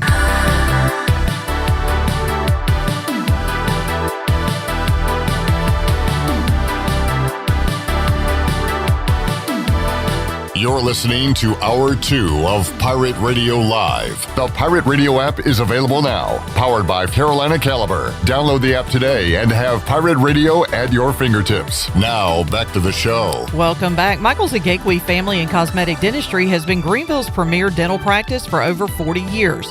Their mission is to provide exceptional dental care with compassion, integrity, and innovation, ensuring every patient leaves with a healthy and confident smile. Visit them at 2330 Hemby Lane in Greenville or give them a call at 752-1600. Now let's head back in to PRL. Here is your host, Clip Barak. What were you about to say? Don't say anything because you don't understand what's going on. I was just going to tell you, I think all you got to do is go to ParamountPlus.com/Roku and enter your activation. You don't code. understand what's going on. Somehow I have I think I have multiple Paramount Plus accounts. One, because I get charged for it every month. But one's like an account that doesn't cost anything, but I don't get anything. And I think that's the account I keep signing up with. And I need to figure out how to sign up on the one where I'm paying for, where I can get the stuff. And I can't figure it out, man. I think you're making it a lot harder than it actually is. I think all you got to do is go to ParamountPlus.com/Roku and enter your activation code. I've done that no less than 4 times in the last 10 minutes. You should sign up for WNCT Plus. And I don't know how to cancel it either, so I can just start over. Let's go to the Turner Home Team Live line. Brian Bailey joining us. What's up, Bailey? I'm trying to link my MLB TV account with my ESPN account, and that's impossible too. I think they do it. They want your money, but for you to watch nothing. Money for nothing, and your chicks for free. It's tough, Bailey. It's tough getting old, man. Wait till you get really old. Well, I feel like I'm getting there. He said that to you earlier. I know. Wait till you get old, and you just went, well, I mean. Yeah, look at me. Look at me now. Bailey was running over some cool stats from the Keith LeClaire Classic. Do you still have those handy, Bailey, the Pirates record and all that? Yeah, I got them because I knew I couldn't remember all those. A stat, of course, is a statistic you can look at, according to Brian Bailey. Of course, is a statistic you can look at. Knipple. Exactly. What are the what's the Pirates' Cliff Godwin's record in this? Cliff Godwin's record in the LeClaire Classic is 23-10. He's won eight outright or shared the title 8 times, 5 outright championships, and he shared it 3 times as coach. Pretty impressive numbers there, Brian Bailey. Also, one number you said at the start of your show that I didn't realize, this will be the 23rd edition, right? 23rd edition of the Keith LeClaire Classic, and Cliff's 23 wins, so 23 number. They'll be wearing the 23 hats, the 23 jerseys. So it's going to be a really nice celebration of Coach LeClaire this weekend. Fantastic, and looking forward to that. Got College of Charleston before we get there coming up on Wednesday. Pirates coming off a 1-1-1 weekend, Bailey, with the tie on Sunday, and really Friday and Saturday, just a story of 2 different games, 2 different teams. As we'll talk to RV in hour 3, but he said that's baseball right there. That can happen, and we saw both ends of the spectrum the first couple of games. And, with the Pirates' struggles against Xavier, you don't, and the struggle against Campbell, you don't throw the towel in this early. But after that Friday game, I think, and Coach was he was distraught as well because he knows better than the rest of us that this team has great talent. They can be really good. And everybody else is kind of thinking like, how long is it going to take to get cranked up? Well, it only took a couple more hours because they definitely got cranked up on Saturday. And that was really fun to watch. And you really had hoped Sunday's game, would be decided on the field. 3-3 tie. It's especially in baseball, you just don't see it very often. But, I agree with the coaches if they said the fact that, with the weather was so bad and then just playing in 28, 29-degree weather is just not conducive for baseball. No doubt, and hopefully we'll get some good weather this weekend, although you look ahead, maybe some rain Friday. Yeah. Could mess up things a little bit. Bailey, look in your notes. How many Keith LeClaire Classics have been altered due to weather? You know what? I didn't look up how many Keith LeClaire Classics were altered by weather, but there have been some. That's not as many as regionals here, I would say. No, the regionals, if you schedule a regional at Clark LeClaire Stadium, you get thunderstorms with it every single time, it seems like. Forget about it. Bailey, who's caught your eye early on for this Pirate baseball team? Well, the candidates are very obvious, but we knew going in that Braden Burst was just going to be, incredible like he was last year. And he's so much fun to watch in that leadoff slot. I think they've solidified things at the shortstop position, which they certainly needed to. I think that's been a big key to kind of turning things around. And I'm really thinking that some of the pitchers we've seen are going to be better later on. But I think that it's going to take a little time with some of those guys because some of those guys you hear the coaching staff just raved about them in the off season and they just haven't performed like that so far. But I think we'll see better things out of the bullpen later. What are you doing? I wanted the remote. Campbell and Coastal are playing right now. Brian Bailey joining us, Turner Home Team Live Line. Bailey, got baseball coming up Wednesday and this weekend. Man, I was fired up for the ECU women's basketball team for 39 minutes of their game against Rice as they tried to beat the Owls and be the only team to beat the Owls in the American and to end that 18-game winning streak. And it looked like it was going to happen until a late three-pointer by Rice gets the win for the Owls. Pirates stuck on 20 wins as they take on Memphis coming up on a Wednesday night on the road. But Kim McNeil's team trying to keep that second spot, because if they can do that, they'll get a double bye all the way into the semifinals of the conference tournament, and just 3 games left to go in the regular season for them. Yeah, and it looked like the entire time that Rice was just hanging around. And sometimes you see teams that are like that somehow they find a way to win, and that's exactly what we saw on Saturday. But a good crowd came out to see him play. I was really happy to see that the girls got a chance to play in front of a nice crowd at home, and really they had their chances in that game. But Rice was good. They were as good as advertised, I thought. Men's team trying to avoid 20 losses, sitting right now at 9-18, and they too have Memphis coming up. But before that, it'll be the return date with UTSA. J-Bone said the Pirates would sweep UTSA easy the first time around. Jarrett, what do you think about the game on the road on Wednesday? I think it'll be a lot. I mean, I don't think it'll be that big of a margin of victory for the Pirates. Going on the road to San Antonio is going to be a bit difficult, but not that difficult. I think they win this by about 7 points. Bailey, serious question for Sunday's game, ECU and Memphis. Whose seat is hotter, Mike Schwartz or Penny Hardaway? Man, you got to think Penny Hardaway's seat is really hot, because all you talk about when you talk about Memphis basketball and Memphis sports is the money that they can generate. And Penny Hardaway is just – they were picked to win it all, I think, in the conference and at least be in the top 2 or 3, and they have not been very good all year long. So I would say his seat is very high. Yeah, I mean, you got that FedEx money. You got it, and it's a bad conference. And this is probably the worst year since Penny's joined for the conference. You got to do something, and they're below 500. That's another thing. It's crazy, overall.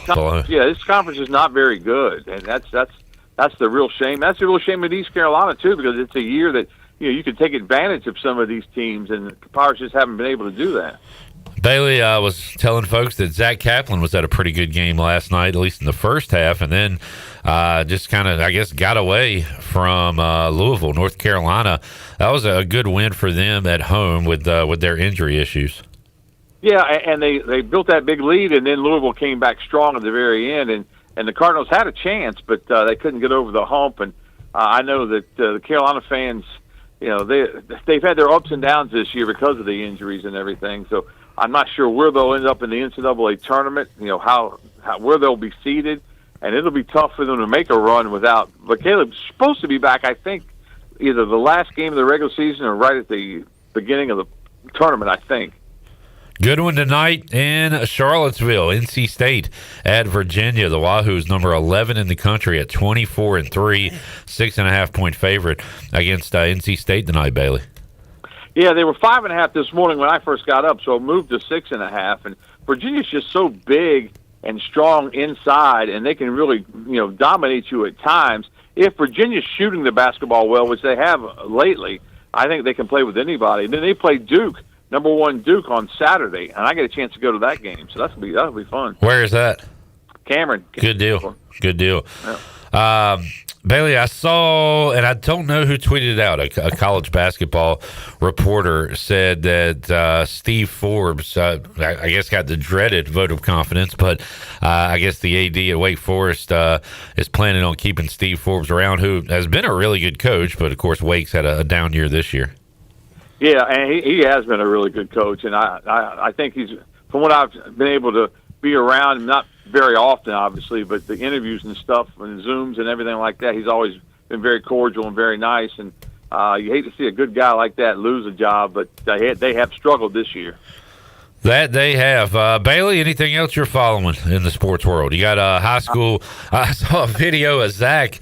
I guess it was on the news broadcast, but I saw it on, I think, Facebook, where he reeled off all the teams in the East that are in the basketball playoffs, boys and girls, and I think it was about a 10-minute video.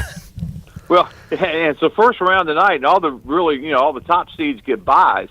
So he sent me an email last night that, hey, he was sending the janitor to all over the place. And I said, hey, man, slow your roll. It's the first round. Let's build it up. And, but it's an exciting time because the regional finals are in Greenville, and that's going to be a great couple of days with, I think there's I think they start on Wednesday and they go Thursday and Friday and Saturday with like 5 games, except for the Thursday game because East Carolina plays that night. So there's only one game on Thursday, and then ECU plays later that evening. But it's going to be a lot of fun having all those high schools into Williams Arena, Minges College. It's just a good time. I remember a long, long time ago seeing Shavlik Randolph play for Broughton High School, and I know that at the time that was a big deal, Bailey, because he was supposed to be the man before going to Duke. Yeah. He played in Minges, and then a lot more recently saw Baby T and Justin Wright with Farmville take on Bobby Pettiford and his team. So you'll see some stars of tomorrow in Minges late when we get to that point of these playoffs. Yeah, and it's so much fun to watch those guys, and then the next year you know where they're going to go to school, and you can keep up with them that way. Of course, in this day and age, you don't know where they're going to be the second year. Right. So you have to kind of figure that out. But it is fun to see all those all the parents that come in, and I've said this for many years when we were doing the regional before, but the gym sounds differently with all those high school students and parents in the gym. It just sounds different. It's a different pitch for sure. It's like a much different pitch. Yeah. But man, that's going to be a lot of fun. I'm not planning on being there want to see the Jags and some other local teams there in Minges. All right, BB, great edition of the Brian Bailey Show as you previewed the Keith LeClaire Classic and also talked to Robert Duck from J.H. Rose. How about you, Bailey? What is just being around as long as you have? What does the LeClaire Classic mean to you personally? Well, I just always think back to working with Coach LeClaire and interviewing him when he was the East Carolina coach, and I think about his fight with ALS, and it breaks your heart when you think about it because he was as brave as anybody that I've ever seen, and just some of the things that he did. I was going through a bad time in my life at that time, and he would take time of his day and he would use his eye gaze machine to write me a little note and say, "Hey, keep your head up. Things will get better." And he was just really inspirational to all of us. And Lynn LeClaire, I always said she was an angel on earth. And to see his children grow up to be, fine adults now, and I really enjoyed working with Coach LeClaire back in the day. And you don't understand why God does, some of the things that happen in the world. You don't understand why. I guess he had more of a need for Coach LeClaire than maybe we did, but I'm sure Coach is doing something good for somebody somewhere. Good stuff, BB. Appreciate you, man, and looking forward to some fun baseball coming up this weekend. It'll be a lot of fun. Looking forward to it. All right, there he is, Brian Bailey, WNCT Channel 9 Sports Director and host of the Brian Bailey Show, Hall of Famer. Got a good game early on in the day. Are we really going to watch this baseball game? What do you want to watch? I don't know. We can't get into your Paramount account. God, it pisses me off so much, man. I want to see some Jet Music. He's electrifying to watch. I'm kind of watching Landman. What's Jet Music? He's the right fielder for Campbell and also their closer. Just saw Kobe Thorndike playing first base for Coastal. Mason Smith. He's a former Pirate. There we go. Campbell Coastal going on. We'll have updates on the Buccaneer Music Hall scoreboard presented by The Buck. The Buck. When we return, hour 2 rolls on. Jennings Hall joins us back after this.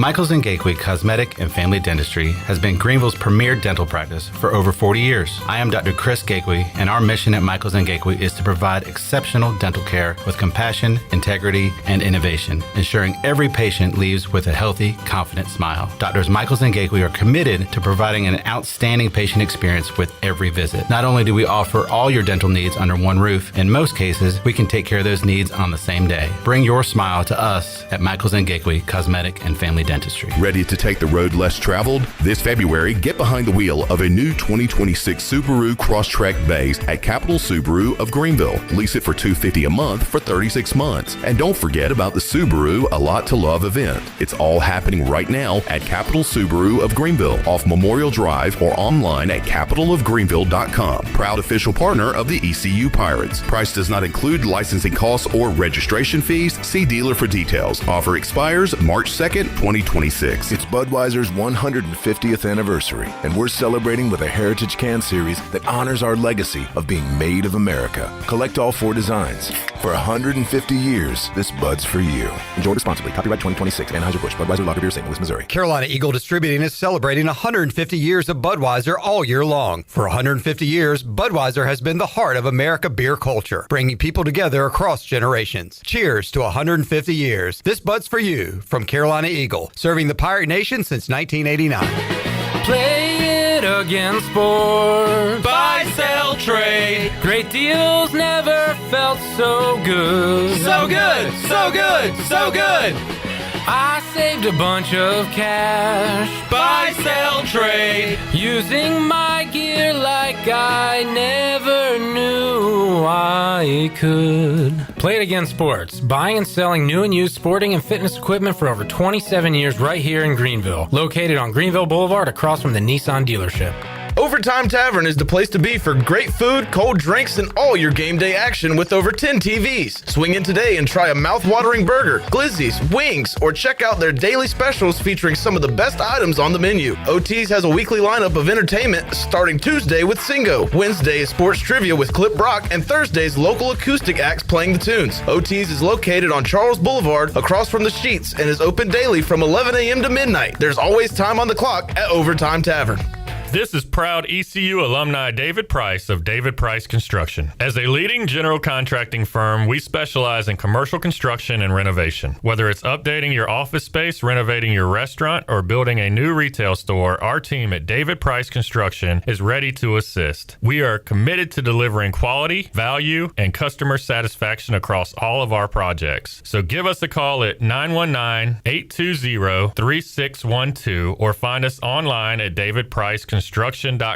Go Pirates. Do you ever talk to yourself about where to eat today? And then you hear, Warren's Hot Dogs. Then you're thinking, yeah, 2 hot dogs, chips, and a drink for $7.50 would be awesome. Warren's Hot Dogs. And maybe some homemade lemonade, perhaps a pizza or a sub, and definitely an apple or peach turnover. Warren's Hot Dogs. Don't overthink where to eat today. Go to Warren's Hot Dogs in Greenville across from Ron Ayers or in Chocowinity next to the fire station. Warren's Hot Dogs, serving the Pirate Nation since 1991. Go Pirates! Hey, Pirate Nation, get a jump on Mustache March by stopping by UBE or PirateWear.com this weekend and purchase a special Strikeout ALS t-shirt. Proceeds from the new t-shirts will be donated to the ECU Baseball Mustache March Fund to fight ALS. The last 4 years, Pirate Nation has helped raise over $8,000 with this promotion, and our goal this year is to get over the $10,000 mark. Get to UBE or PirateWear.com right now and get your new t-shirt while supplies last. Go Pirates! This is Zach Agnos, and you're listening to Pirate Radio, the voice of the Pirate Nation.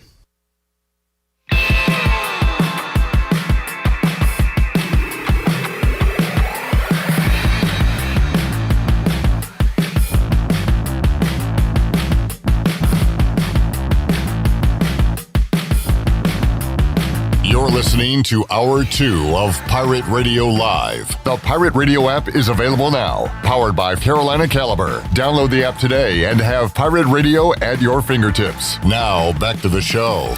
Welcome back. At Langley Contracting, they are the superior roofing specialists. Whether it's a new roof or repairing your old one, they've got you covered. And best of all, they handle your insurance claims. They are locally owned right here in Eastern North Carolina, licensed, insured, and carry a 25-year roof warranty. They can handle your gutter installation too. So everything is seamless. So call or visit them online at 214roof.com for your free estimate today. Langley Contracting, your superior roofing specialist. Now let's head back in to PRL. Here is your host, Clip Brock. Back with you, Pirate Radio Live on a Tuesday. Clip Brock here with you, Jared Watkins. We welcome in Jennings Hall, former Pirate volleyballer. Although that does not define her.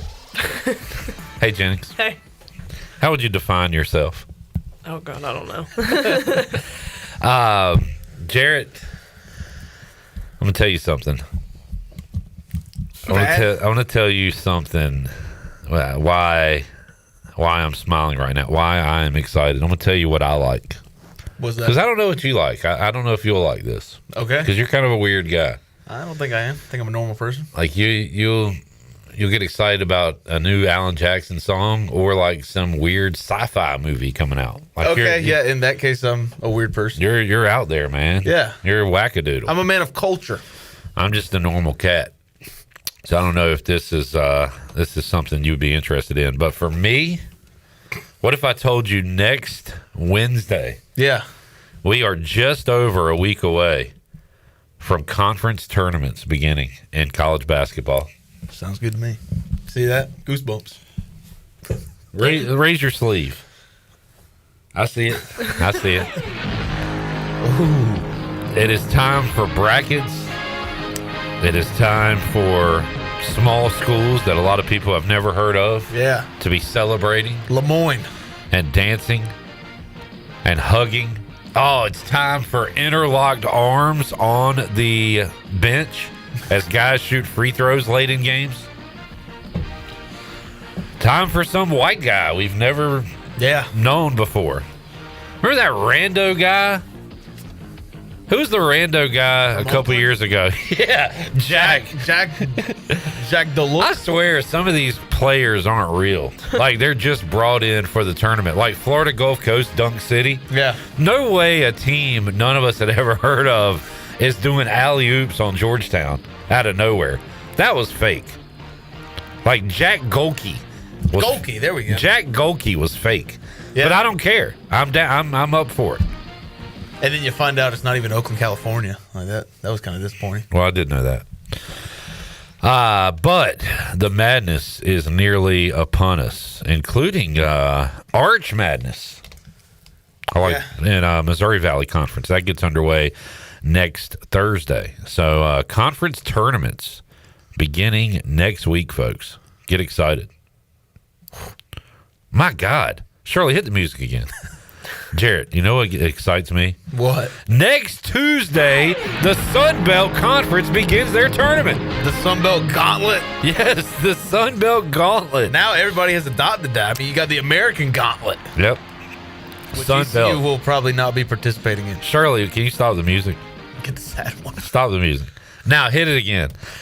Jarrett! What? Next Monday, the Horizon League tournament begins. Man. If I keep looking at this list, there might be a conference tournament on right now. We're down to Monday. We don't have to wait a week. Oh, man. This is good. This is fun time of the year, folks. Did I just see? Okay, that's next Monday. All right. Everybody relax. Calm down. Jennings, does this excite you? Yeah, I like March Madness and all the tournaments. Any tournaments, right? It's fun. You give me brackets, I am in, man. I am all in. Mike P said it's time for silly mottos on T-shirts. All right, that's one thing that rubs me the wrong way. Every Adidas school will have the same shirt that says the same dumb phrase on it. This time, it's us. Yeah. Buy Adidas. 3 stripe. By God. 3 stripe. Put that on a shirt. Jamie said bless you. The Indiana State kid now at St. Louis. Yeah, that guy. Milk Chamberlain or whatever. Kareem Abdul-Jabbar. That's a high fly ball, J-Bone. Yeah. That ball is going to be out of here. Coastal taking a 3-0 first inning lead over Campbell on the Buccaneer Music Hall scoreboard presented by the Buck. Look, that's 4-run lead. Was it 1-0? Yeah. Okay. Then it will be 4-0. I consider myself a man of faith. And a man of mathematician. Mm-hmm. All right. Jennings, speaking of March Madness, I saw you in Minji's on Saturday. I was. That was a fun 39 minutes and 20 seconds because East Carolina led pretty much the whole game. Yeah. Until they didn't. Yeah. That was unfortunate. Rice, I got to give them credit for their stick-to-itiveness. What? They stayed the course. They stuck around, and they hit outside shots, and we didn't. And that was one of the differences. Felt like they got some calls. Maybe that's how they've won 18 games in a row. Maybe. But they hit the big shot at the end. But that was a fun game. That was a fun day in Minji's. It was fun. I was with a lot of the volleyball staff and athletic staff, and we were on the edge of our seats the whole last 10 minutes for sure. Hated that they could not get it done. But East Carolina right now second place in women's hoops. Men still mathematically alive, Jarrett, to be in a conference tournament? I have no idea. Are you out? Yeah, I mean, once baseball starts, that's my beat now. All right. I'll be there Sunday because we're gonna win Sunday.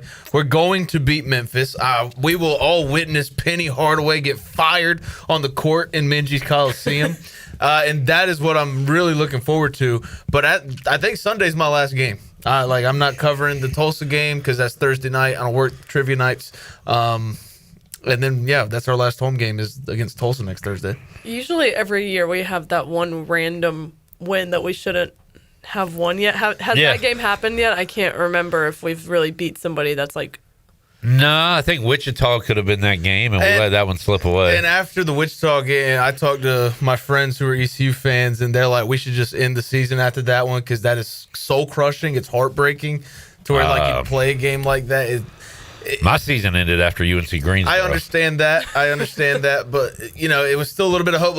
We could sneak into that back end of the conference tournament. And that kind of just took us out of it. And I don't think anybody cares anymore. We're on to baseball. Baseball's here. We beat Carolina. We play Coastal next weekend.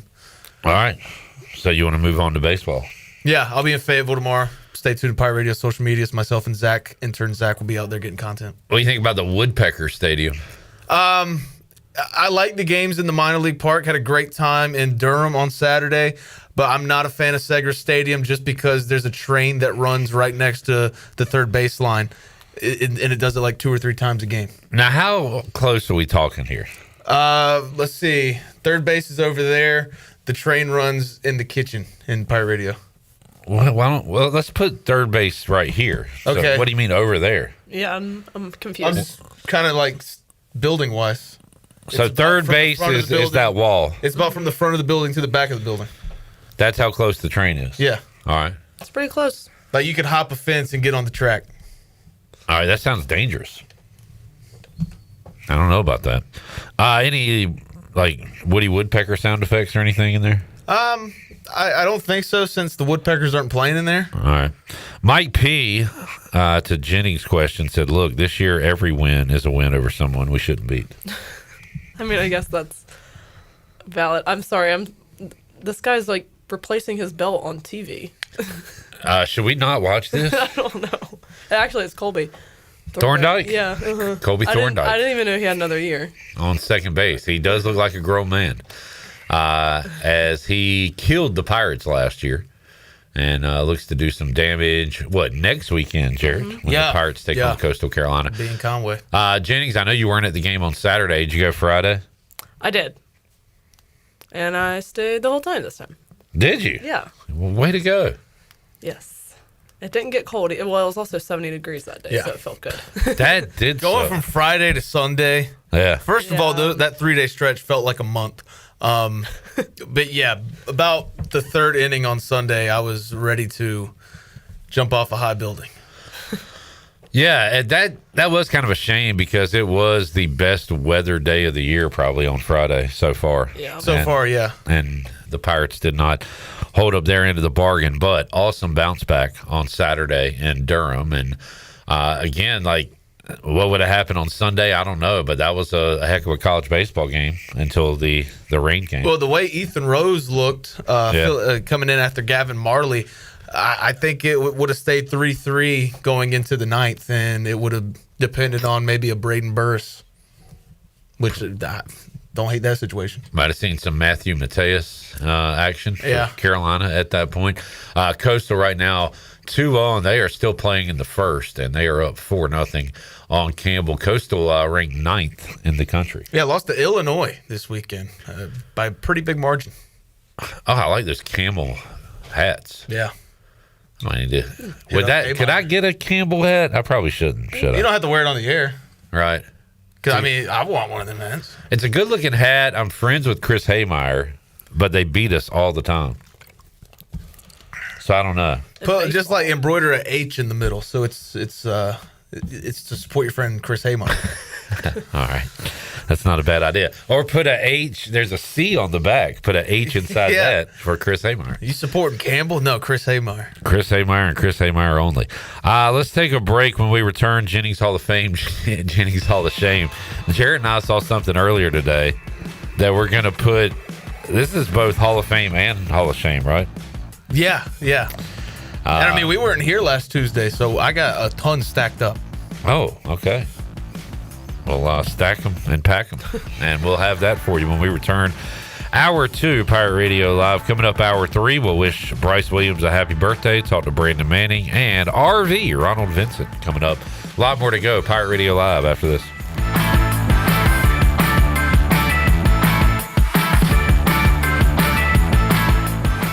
Hey Pirate Nation, this is Parker Bird, and the best place to go for custom t-shirts, apparel, or promotional items is University Sportswear. University Sportswear was super easy to work with when I needed my custom shirts. From start to finish, University Sportswear provided superior customer service and a quality product that cannot be beat. If your business, organization, or event needs t-shirts or promotional help, then you need University Sportswear. Visit University Sportswear, ENC.com for contact information. Go Pirates.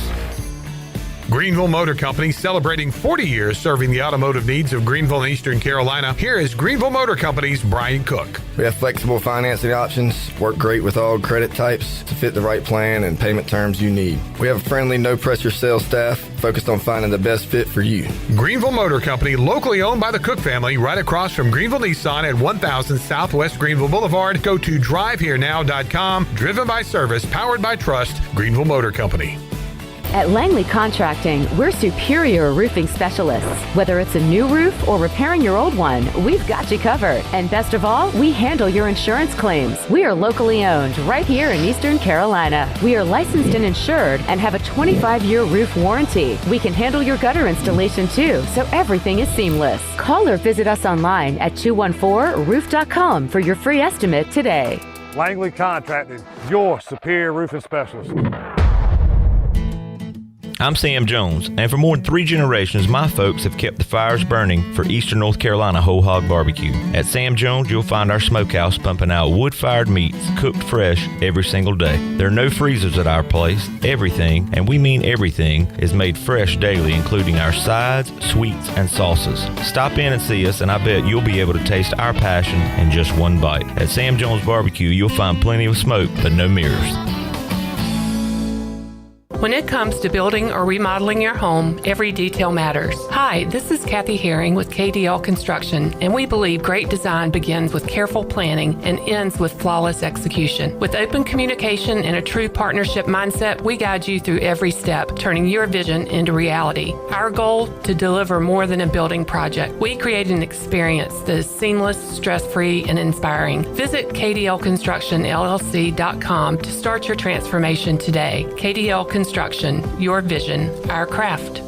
We all have seniors in our life who may need a little extra help with technology. University PC Care's Quick Helps are affordable, in-store, short appointments designed for seniors who may need a little TLC to help with setting up a new computer, help with email or passwords, or help with the latest online scam. They don't need to fear technology anymore. Call 252-558-1280 to schedule an in-store Quick Helps appointment for Greenville or New Bern. Learn more at universitypccare.com. Before anyone walks into your business, the outside is what they see. Make sure your first impression is a good impression with the right curb appeal. Hi, this is Daniel Andrews from Dan Andrews Lawn Service. We specialize in making your business look great. Let us handle all your professional landscaping needs. We do it all so you don't ever have to worry. Residential services are also available. Call us today at 717-8006 and we'll come out and give you a free quote. Taking care of your landscaping needs is all we do, and we've been doing it for over 20 years. You can trust our reliable team at Dan Andrews Lawn Service, covering all of Eastern North Carolina. If you're hungry for a great steak with honest to goodness flavor, head over to Larry's Steakhouse, open Monday through Saturday at 11 a.m. Serving up hand-cut, aged ribeyes, tender grilled salmon, bold grilled shrimp, and juicy grilled pork chops, all right off the flame. Pile your plate high with a 25-item salad bar. Try one of our hearty daily lunch specials. Larry's Steakhouse, good food, good folks, and a good time. Located at 2800 East 10th Street across from the old Highway Patrol Station. Call 751-6510 for takeout discount and reservations. Larry Steakhouse. This is Ryder Giles, and you're listening to Pirate Radio, the voice of the Pirate Nation.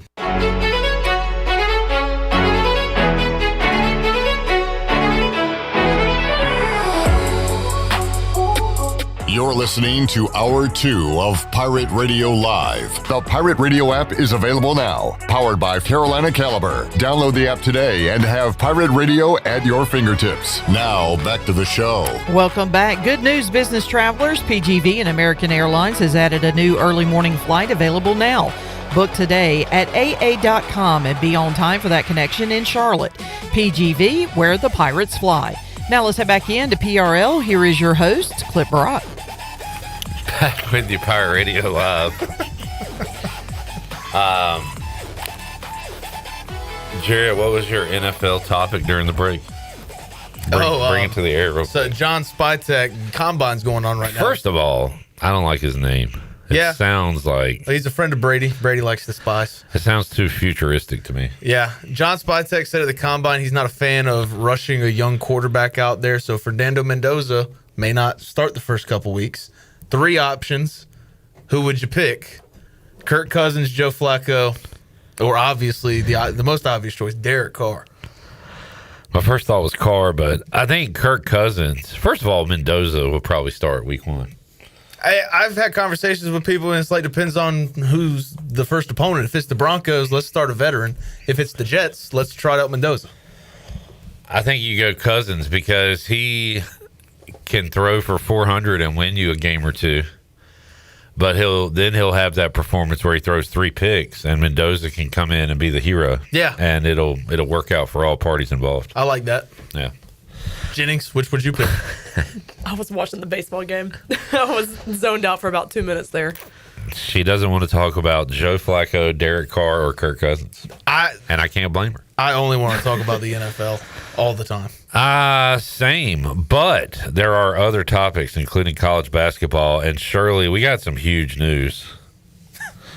And we're going to need to shout out Mississippi Valley State, the Delta Devils, if we could.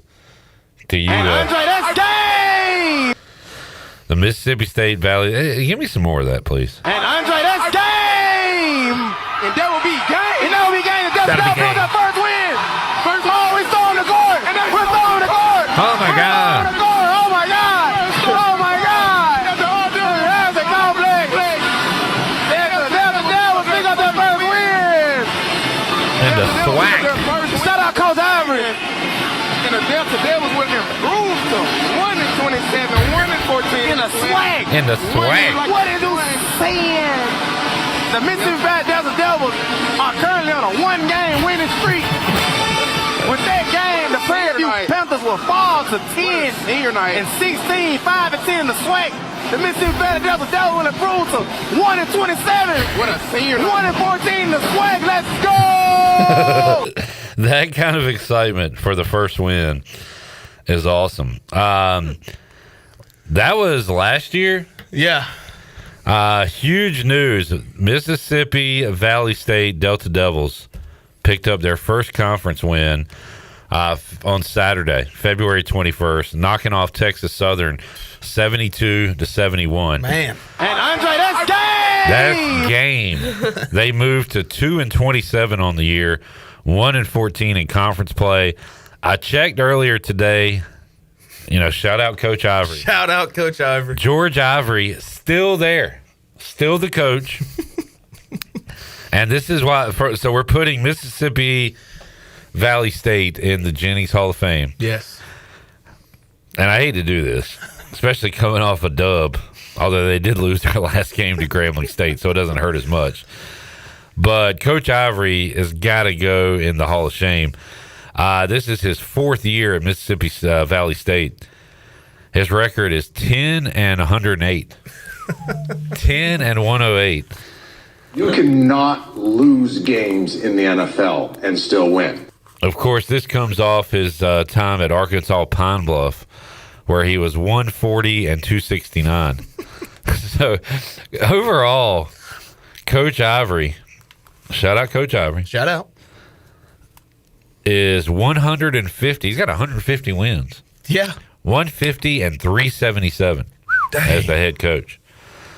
But shout out Coach Ivory. They got that win. And is that enough, Jarrett, to get him another year? I think so. I think every win should be an automatic year extension. So let's bump him up 2 years. Let's maybe decrease the pay, but bump him up. Boy, they have had some tough losses this year. Kansas State lost to Jerome Tang, who has been fired. Coach Ivory outlasted Jerome Tang. They lost 108-49. Apples to oranges here, but Coach Ivory outlasted Mike Tomlin, who never had a losing season. And I think George Ivory has only had losing seasons. I can check that for you. 1 year, they made it to the NCAA tournament at Arkansas Pine Bluff at 18-16. 16, okay, there's two. And that is his only seasons. You saw another one? 16-14. Yes, 2 winning seasons. Shout out Coach Ivory, man. Shout out Coach Ivory. George Ivory. Jennings, you can go next. How do you follow Mississippi Valley State, though? Jennings, do you have any Hall of Famers or Hall of Shamers this week? I have a Hall of Fame and a Hall of Shame. My Hall of Fame is Alyssa Liu, figure skater. She's so cool. I mean, the hair does it for me. Yeah. I love the hair. Yeah, I wasn't How do you expecting- even do that? I don't know. Apparently it took 5 hours. But yeah, and the men's and women's hockey teams really just ended out the Olympics on a bang. Really good. The skater story, I feel like I should dive more into that. So what's the deal with her dad? Didn't he try to he create? Fled, I don't want to say something I don't know. Okay, that's fair because I don't either. Wait, we need somebody like that on this show because I would just No, I already tried to create the perfect genetic child or whatever, but No. No? No. You don't think that's true? I don't think that's the All right, fair enough. But I do know that she grew up skating. She was in, I think, what was it, Beijing in 2022? But she got burnt out. She got burnt out, quit, announced her retirement after getting, I think, 6th. She just didn't want to skate anymore. Yeah. And then 2 years later came back on her own terms, said she was going to skate to what she wanted, be a part of the creative process, and just everything was, up to her. And then that's just led to her skating so freely. Yeah. And great story. Then she won gold. So my Hall of Shame is Kim Kardashian. What did she do? Actually, I didn't. I said, what did she do? Not I who. actually did not have a Hall of Shame until in between the break, I opened Instagram and she's starting yet another brand. Actually, all the Kardashians for starting random brands every 5 weeks. Speaking of, was she with Lamar Odom? No, that was Chloe. But earlier today, I heard Lamar Odom is having a documentary made about him. Netflix, The Death and Life of Lamar Odom. All right. Former Rhode Island Ram back in the day. Can I add someone to the Hall of Shame? Please. The referees from the women's basketball game on Saturday. So bad. I have never. Some of the calls that were made so bad were just absolutely it left me on the sideline scratching my head. I have never seen that in a collegiate basketball game. So yeah, I'm going to put them in there. I don't know how much trouble I'm going to get for complaining about the refs, but who's going to? What do you know? I don't know because people are so sensitive these days. If you criticize, something, criticize. Upset. I mean, as opposed to compliments, apparently you're supposed to give a lot of those away. So, that's true. Yeah, that was a conversation that Clip and I had. But Hall of Shame to me because that was my first game in Minji's this year, which I'm not proud of. But I'm glad to see that there are still just crap refs year after year. And it's not gender specific. It's the men and women. It's equal opportunity crapness. Okay, so you guys were across the court from me. I was courtside, but I was opposite you guys. And I think this particular play happened on that side of the court. But do you remember when the ball got loose and it hit off of a referee? and it went out of bounds, but they awarded the ball to the other team. And I cannot remember if we had possession and they gave it to Rice or vice versa, but I had never seen that before in my life where a referee actually caused the turnover and then just gave the ball to the other team. I feel like Rice did get the majority of calls. How about when they pulled one of our girls down by her hair? Yeah. That was a little much. And then they called us on it. And they called a foul on ECU. They called that a foul. They didn't call an over the back foul on Savannah Brooks. Yeah, I saw that one. Number 11, the girl that hit the winning 3-point shot for Rice, and her name is escaping me right now, but I do know that she was number 11. She had probably a good 4 or 5 inches taller than Savannah Brooks and went straight over her back for a ball, and they never called it. And it was so egregious. I was in shock just simply because they didn't call it. It was so obvious.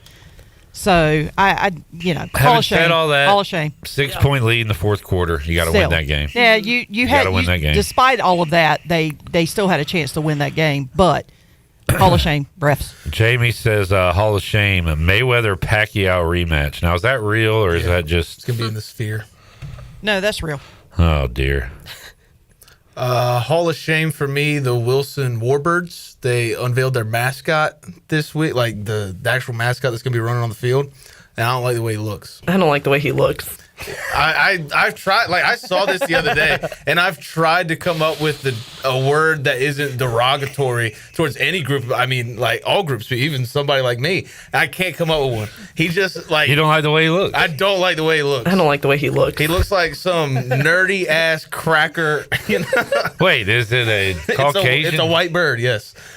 He has glasses. Who has a mascot with glasses? And not like cool glasses, like Mr. Peabody and Sherman glasses. And he's a warbird? Yeah.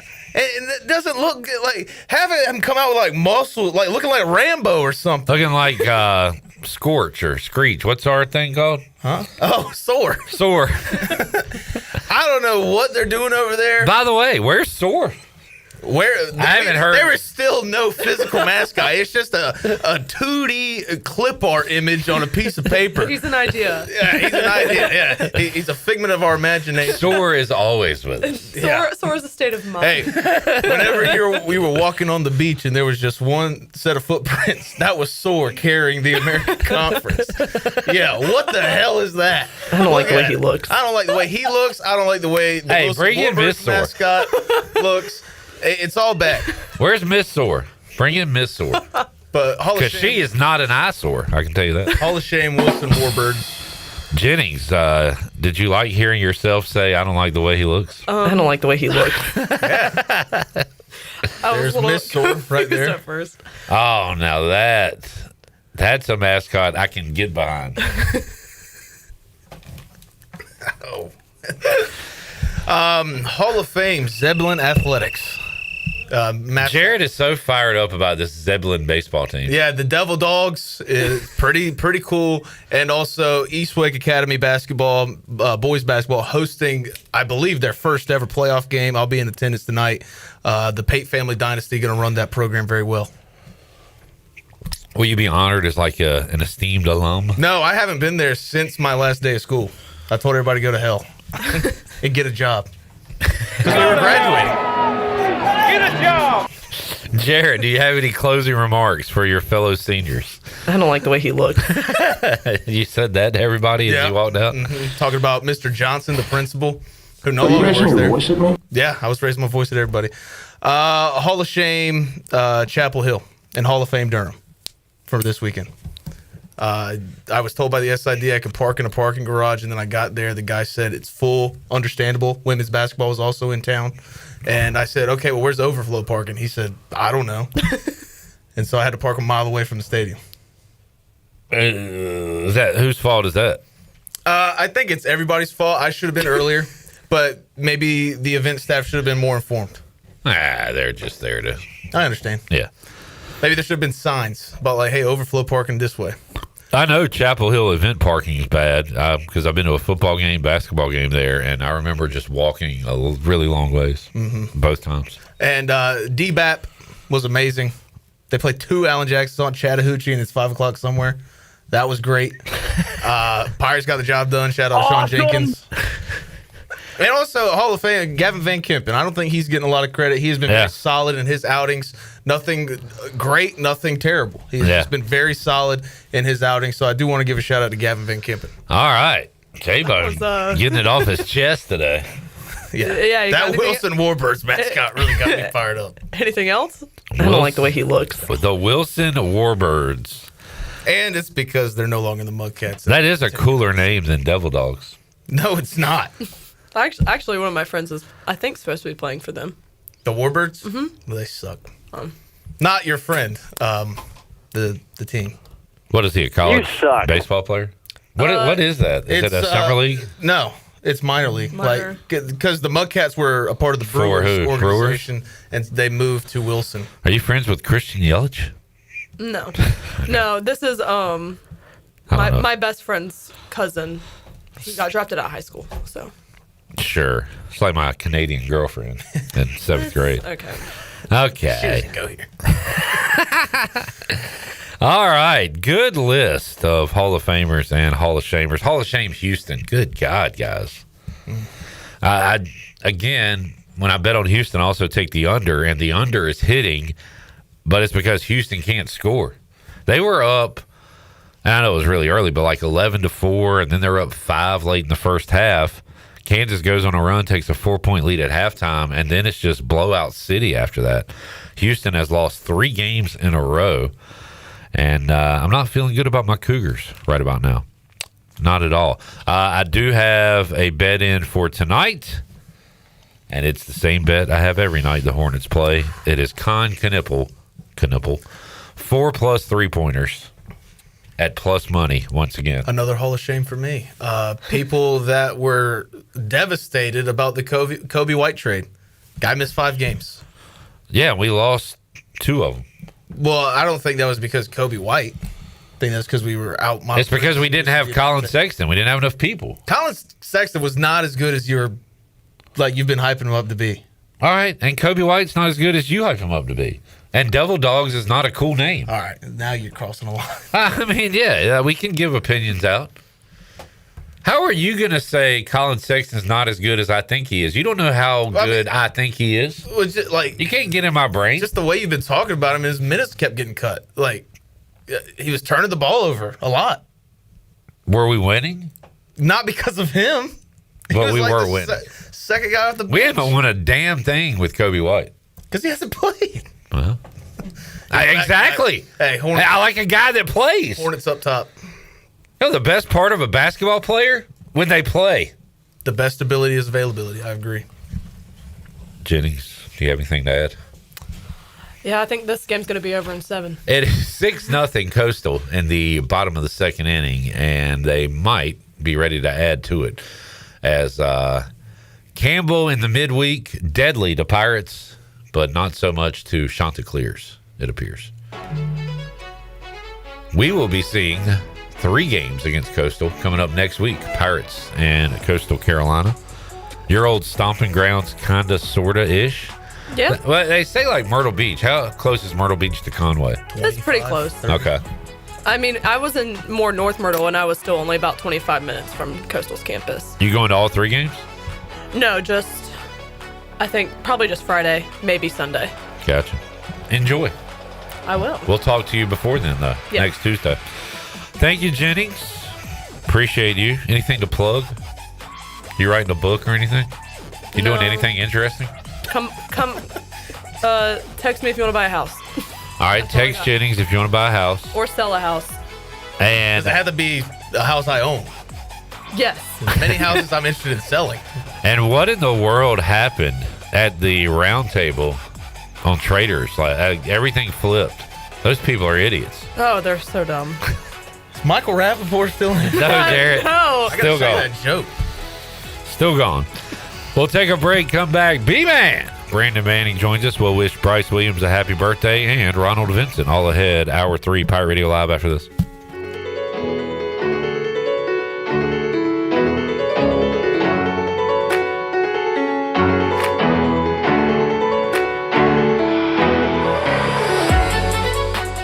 Jeff Stein here at Brown & Wood Buick GMC. Pirate Nation, get ready. It's baseball season. You got hot dogs, apple pies, and Buick Enclave, Encore GX, Envision, and Invista, 0.9 and $3,000 off. Winter service special still going on, $210 in rebates on batteries, brakes, air filters, and wiper blades. We have 4 brands, 3 generations, 2 rooftops, and 1 goal to make sure you leave a happy customer. Only at Brown & Wood, home of the lifetime powertrain warranty. Attention pirates and runners, be sure to join the fun Saturday, March 28th for the Pirate 10-miler, 4-miler, or Double Down Challenge. The road race starts and finishes at Dowdy-Ficklin Stadium and runs through the best of Greenville. Get in on all the action and reserve your spot at the starting line today. Sign up now at pirate10miler.com. Use the code Pirate Radio to save 15% off your race registration. That's pirate10miler.com, special code Pirate Radio. See you there, March 28th. The best burgers around. Everyone loves a thick, juicy, and fresh burger. Tiebreakers does real burgers better than anybody. And don't forget about the cheese sticks, fresh salads, and more. So don't just go to any burger-themed restaurant chain. It's time to break the chain and eat local. Tiebreakers, burgers and sports at its best. Go Pirates! Arr! Beauty Bar Medi-Spa specializes in non-surgical aesthetics. Our expert team of licensed professionals are dedicated to offering personalized solutions, giving you natural-looking results. If you've ever been curious about lip filler, now is the perfect time to explore it. For the entire month of February, enjoy special savings thoughtfully customized to enhance your natural beauty. Never overdone, always you. Not sure where to start? We offer free consultations, giving you the opportunity to ask questions and create a personalized plan just for you. Call Beauty Bar Medi-Spa today or book online at beautybarmedispa.com. 1021 Red Banks Road, Greenville. Go Pirates. If you're looking to make someone's day a little sweeter, Nothing Bundt Cakes has the perfect treat. From our bite-sized buntinis to our delicious 8 and 10-inch Bundt Cakes, every cake is baked fresh daily and topped with our signature cream cheese frosting. Birthdays, celebrations, office treats, or just because. There's always a reason for a Bundt Cake. Come see us in Greenville in the Law Promenade Shopping Center near Longhorn and let us help you share a little joy, one bunt at a time. Nothing Bundt Cakes. Make life a little sweeter every day. A pepperoni pizza for the table. Thank you. May I suggest trying it with our Pepsi Zero Sugar? It has just the right amount of sweetness to complement all that cheesy, saucy goodness, while the carbonation and notes of citrus enhance the flavor profile. Simply divine. Pepsi Zero Sugar? You've really outdone yourself this time. Pizza deserves Pepsi. Miss, your burger is served. Thank you. And if I may suggest a pairing, this is our finest Pepsi Zero Sugar. The sweetness of Pepsi perfectly balances the savory notes of your burger, while the citrus and carbonation elevates the taste for a truly stunning flavor profile. Bon appetit. Now that is one perfect combination. If this is how the other half lives, I could get used to this. Burgers deserve Pepsi. It's bow time. We know there's a lot of breakfast sandwiches out there, but only Bojangles has the legendary Cajun Filet Biscuit. Shake things up with a boldly seasoned chicken breast on a fluffy, made-from-scratch biscuit with bow rounds and your choice of drink. So when you're craving something bold, something different, something that takes breakfast to a whole new level, the Cajun Filet Biscuit is waiting for you, along with crispy bow rounds and a drink. Order in the app or at Bojangles today. It's bow time. This is Pirate Radio, WGHB Farmville, W224EI Greenville, WDLX Washington, and W281CH Washington.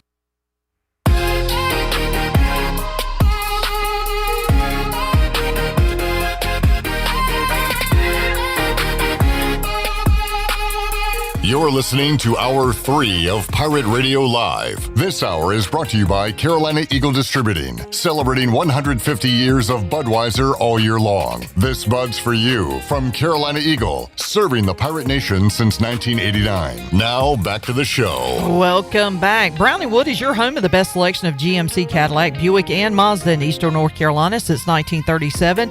Shop their entire inventory online at brownandwoodauto.com or visit them on Greenville Boulevard. Brown & Wood, Greenville's #1 dealership and the home of the lifetime powertrain warranty. Now let's head back in to PRL. Here is your host, Clip Brock. All right, hour 3. Where's Gift at? He's on the phone, I believe. All right, Shirley, can you call Bryce Williams? Send you his number. We'll get him on the Turner Home Team Live line. Because it is a big day for Slim 80. As he turns... What's that fella turning? You reckon? Oh, man. 32. Think so? See, he graduated in 2015. Okay, so he'd be 24 then. Ish. And it's 6. 30. It's 11. What? No. 12. Is he that old? No way he's nearing 40. No chance. No chance in hell. We will find out just how old this man is as he joins us on the Turner Home Team Live line. Slim 80. Hey. Happy birthday, man. I appreciate it. You never ask a lady her age, but would you mind telling us how old you are? I am 33 today. That's close. I didn't go over. Close-ish. All right. What'd J-Bone say? I said 32. And then we tried to do some math. How old were you in 2015 when your last year at ECU? I mean, I guess we could do that math. 22. Yeah. Oh, Jared was doing it by if you're in school for 6 years. I did it by when I graduated. That's right. Yeah. That makes sense now. I took a year off, though, by the way. What you doing to celebrate your birthday? Oh, it's pretty low-key, guys. Yeah. And we're just having the in-laws over and getting some takeout food, or I guess takeout food, needed here, and just low-key in it. Do you have a cake preference, a flavor for your birthday? I like the Hershey bar cake. My mother-in-law made me that Hershey bar cake. I guess like the layered thing with the. So I got that, and then I think I'm getting a bundt cake as a request tonight. Nice. Yeah, those are always good as well. My mom brought me a honey bundt cake, so I'm just getting all. Damn. Just getting caked up. You are getting caked up. No more Slim 80. All right, Brandon Manning joins us. What's up, B-Man? How's it going, guys? Happy Going birthday there, Bryce. Hey, bud. I guess I'll be returning the favor tomorrow, right? Yeah. Well, we'll worry about birthday buddies. We'll worry about you then. Man, you got Bryce today, Brandon Manning tomorrow, and then Wes tomorrow as well? Yeah. I share a birthday. Can we get this changed? I mean, like... but we are celebrating that on Thursday, so you can have your own day tomorrow, Brandon. Yes. And then, Jared, your birthday was like 2 weeks ago. Exactly 2 weeks ago, yeah. Yeah. Happy birthday. How old are you, Jared? I'm 25. Really? Yeah. Gosh darn. Let's sing happy birthday to Bryce real quick. You ready? Let me hear it.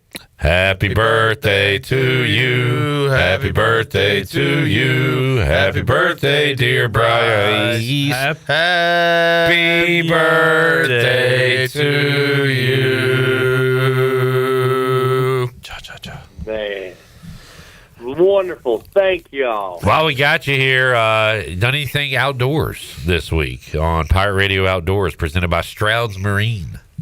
Yes, I went out and, I'm always prepping and just kind of doing my thing. Sunday, I walk the property I hunt and address some trail cameras and, check batteries and move some cameras around, and took some of them that somehow got water in them. So I guess you could say some game management with my camera. So doing that to see what's all still popping on the old hunting land. So. All right. Good deal. You're around. Good deal. Yes, sir. All right, Bryce, we'll let you get to your birthday festivities, and we'll see you next week, man. All right. Y'all have a good one. You do the same. There is the birthday boy, Slim 80, Bryce Williams, joining us here, Pirate Radio Outdoors. Pirate Radio Outdoors. You can get these nice Deadwood camo hoodies, pirateware.com, or in stores at UBE. Pretty nice. I just got mine. It's a lovely, lovely hoodie. Yeah. Clip, you got one too. I got one. I got a large. So that is for my daughter. Gotcha. As Brandon and everybody knows, like if I showed up with one of those at home, Oh, you the gotta get daughter. the whole household. Yeah, one, my daughter's getting hers. Yeah. That's just, I don't get it. That's the way it goes. You got to make sacrifices. Just going back real quick, we got some other Hall of Shames. Hall of Shame for Mike P., my wife, for not telling me her check engine light was on. Ugh, Yeah. what a bad feeling that is. I have a check engine light on, but it's because my gas cap is not tightening all the way. Which vehicle?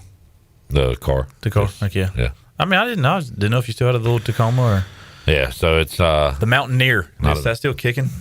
No, dude, I wrecked that on the way home one morning from the old 1250 building in Farmville a long time ago. That was sad too. That was a nice vehicle. What'd you hit a deer?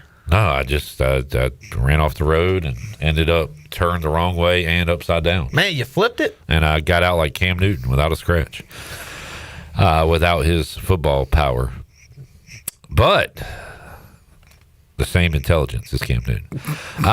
Mike P's Hall of Fame, his daughter and her team for winning the Town of Cary 12U basketball title. Wow. Very good. Congratulations. Jamie said College Sexton used to be great. Not sure what happened. He's all right. Mike P said, as someone grew up in Goldsboro, I tolerate no Kobe White slander. I'm on board with Kobe White. Mm-hmm. It was annoying to trade for a guy when I thought we were playing pretty well, and then that guy was hurt. It annoyed me. A lot of that went to Marshawn Lattimore. I was mad. Well, we didn't know he was hurt when we traded for him. That annoys me. That's even more annoying. Yeah, so we didn't have to give the Bulls what we promised them. What did we promise them? 3 seconds. We gave him 2. Is that how trades work? You just promise somebody something? Do you have to go through with it? Well, yeah, you got to go through with it, but if they lie, you can take some stuff back. Okay. I like after a physical, if they lie before the physical comes back, like he has too many. Oh, he's hangnails perfectly or- healthy, and then the physical shows he's got a calf injury. Kobe White making his debut against the Bulls and Colin Sexton tonight. Mm-hmm. Interesting game. All right, B-Man, Pirate Baseball. What'd you think of the 1-1-1 weekend? I wish we could have finished the third. I ultimately think we would have won the third game. We just had it. We had that eye of the tiger, if you will, this weekend. But the split probably helps us in the long run. If you were to choose between a loss or a split, if you know, like say 2 losses, 1 win, or a split, go with the split. That helps us one at the end of the year. I think Sean. Well, that's an obvious take. But yeah, but I mean, like I'm talking about for season, like against Carolina. Yeah. Like if it was a split against somebody else, like Xavier or something in the opening weekend, that would have not been good. Okay. But Sean Jenkins did tremendously well. Very impressed with his pitching. His just total professionalism he's showing right there. He is pitching way above his age. I think he looks like he's a pro out there. Braden Burris is still a tremendous catalyst at the top of the order, and I think the guys in the middle. I don't know if the approach, a little bit of approach change, or they kind of gelled the new approach with the old approach. It looked like in my mind of maybe working the count a little bit, looking for that pitch, but at the same time, hey, this time this guy's gonna start you out with a fastball. Be ready and knock it right back to his teeth. So I like the way we changed some things up this weekend. We barreled up a lot more balls, which is always good. Even the balls that we got out on were hit hard. We were a couple inches away from another home run right there. That it would have definitely been a difference in the game. And I think our fans did very well traveling all around and keeping up with them in some bad weather. So yeah. I'm very, very happy for the way it turns out. Just got to get it going against College of Charleston, which is might be different.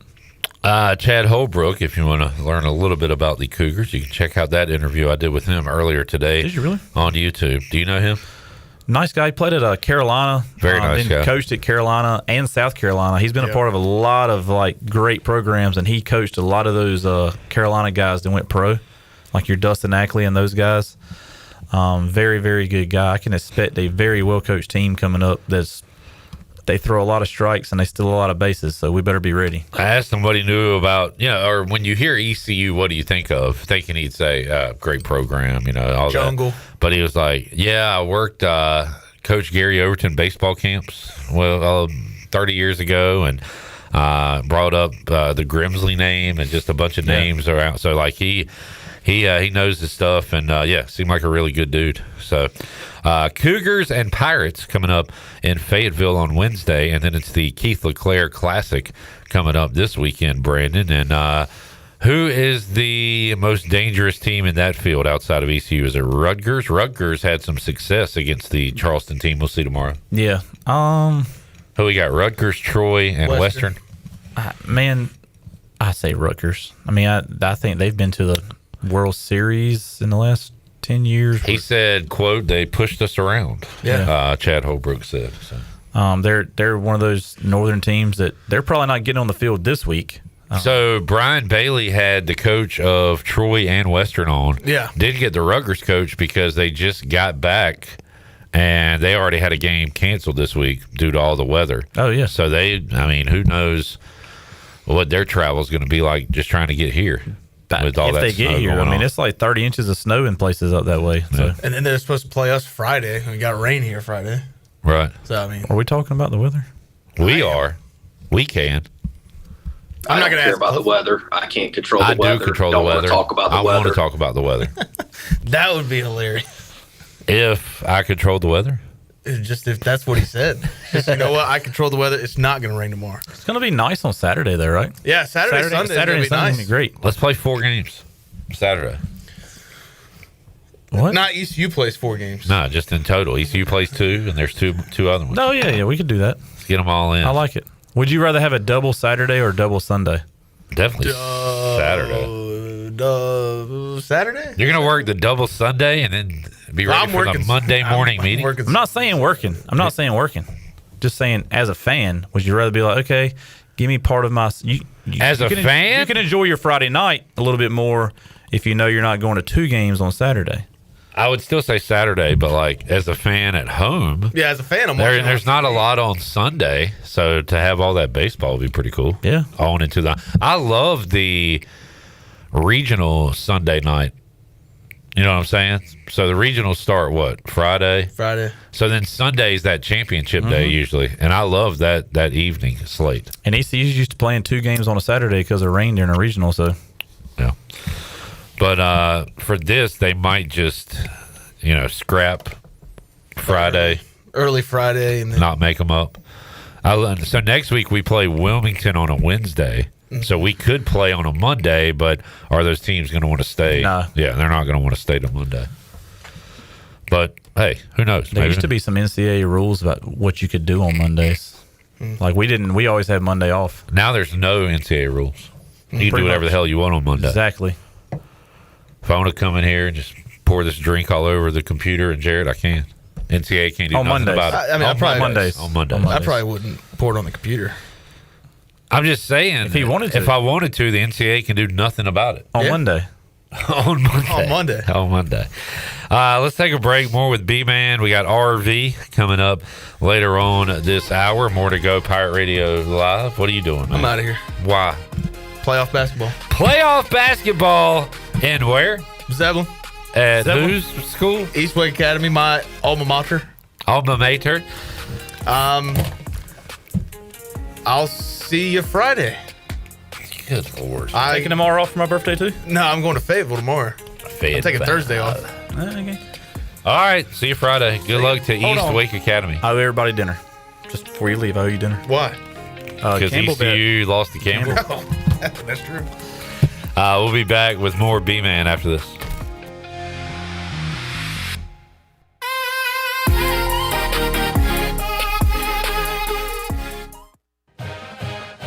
Hey, Pirate fans, did you know there are thousands of special needs children and adults right here in our community that loves ECU athletics as much as you do? Robbie's Clubhouse is a local nonprofit organization that can turn your unused ECU tickets into a fun day for a family with special needs. If you can't make it to the next Pirate game, simply call 1-800-DIAL-ECU and donate and designate your tickets for Robbie's Clubhouse. Go Pirates! Overtime Tavern is the place to be for great food, cold drinks, and all your game day action with over 10 TVs. Swing in today and try a mouth-watering burger, glizzies, wings, or check out their daily specials featuring some of the best items on the menu. OT's has a weekly lineup of entertainment starting Tuesday with Singo, Wednesday is sports trivia with Clip Brock, and Thursday's local acoustic acts playing the tunes. OT's is located on Charles Boulevard across from the Sheets and is open daily from 11 a.m. to midnight. There's always time on the clock at Overtime Tavern. Doug Henry of Greenville is your premier used car dealership with over 300 vehicles to choose from and brand new inventory arriving daily to take care of all your needs. Doug Henry offers the best selection of used cars around, and it's easy to find right on the corner of Greenwood Boulevard and Memorial Drive. You can also find them at DougHenryofGreenville.com. Right on the corner and always right on the price. Doug Henry of Greenville. Michaels & Gateway Cosmetic and Family Dentistry has been Greenville's premier dental practice for over 40 years. I am Dr. Chris Gateway, and our mission at Michaels & Gateway is to provide exceptional dental care with compassion, integrity, and innovation, ensuring every patient leaves with a healthy, confident smile. Doctors Michaels & Gateway are committed to providing an outstanding patient experience with every visit. Not only do we offer all your dental needs under one roof, in most cases, we can take care of those needs on the same day. Bring your smile to us at Michaels & Gateway Cosmetic and Family Dentistry. Homeowners can face many challenges throughout this season, but our newest New Blue star, Dixon Williams, is here to slide in and save the day. Have a clog that's hitting a foul ball and nothing seems to be getting through? Dixon's fixing to get you flowing again. Feeling like your HVAC's in a slump? Dixon's sliding in to get your comfort back on track. Are swinging blind in a power outage? Dixon's delivering a power boost. So when problems arise, turn home strikeouts into home runs with New Blue, electric, plumbing, and air. At Children's Health Services, we understand the importance of your child's well-being. This is Dr. Chris Osmick, and our mission is to provide comprehensive, patient-centered health care through every stage of child development, starting the day they are born in the hospital. We are not just here to treat illnesses. We are here to partner with you on your child's health journey. Schedule your appointment today to build a brighter, healthier world for your children. Hey everybody, this is Parker Bird. Visit our friends at Children's Health Services on Arlington Boulevard on 10th Street and at childrenshealthservices.org. Go Pirates. What's up, Pirate Nation? This your guy, Rajay Harris, and my spot to fuel up for great food in Greenville is Basil's. Looking for lunch today? Basil's lunch menu features signature pizzas, pastas, sandwiches, and salads starting at just $11. After work, grab a dinner and drink with friends with delicious rotating shelves features and plenty of ice-cold specials at the bar. Eat local, drink local at Basil's, your community restaurant on Fire Tower in Greenville. Basil's, Pirates supporting pirates. UBE and PirateWear.com are proud to offer the Pirate Nation its largest inventory of ECU merchandise and tailgate supplies ever. UBE has the best prices in town, so that makes UBE your one-stop shop for all things ECU. UBE does daily restocks of Champion, Adidas, and Under Armour. Don't forget to bring your young pirates to plunder the Crow's Nest, which is the only kids store dedicated to ECU. Plenty of free parking in downtown Greenville. Visit them online at PirateWear.com. Go Pirates! This is Coach Blake Carroll for East Carolina football, and you're listening to Pirate Radio, the voice of the Pirate Nation.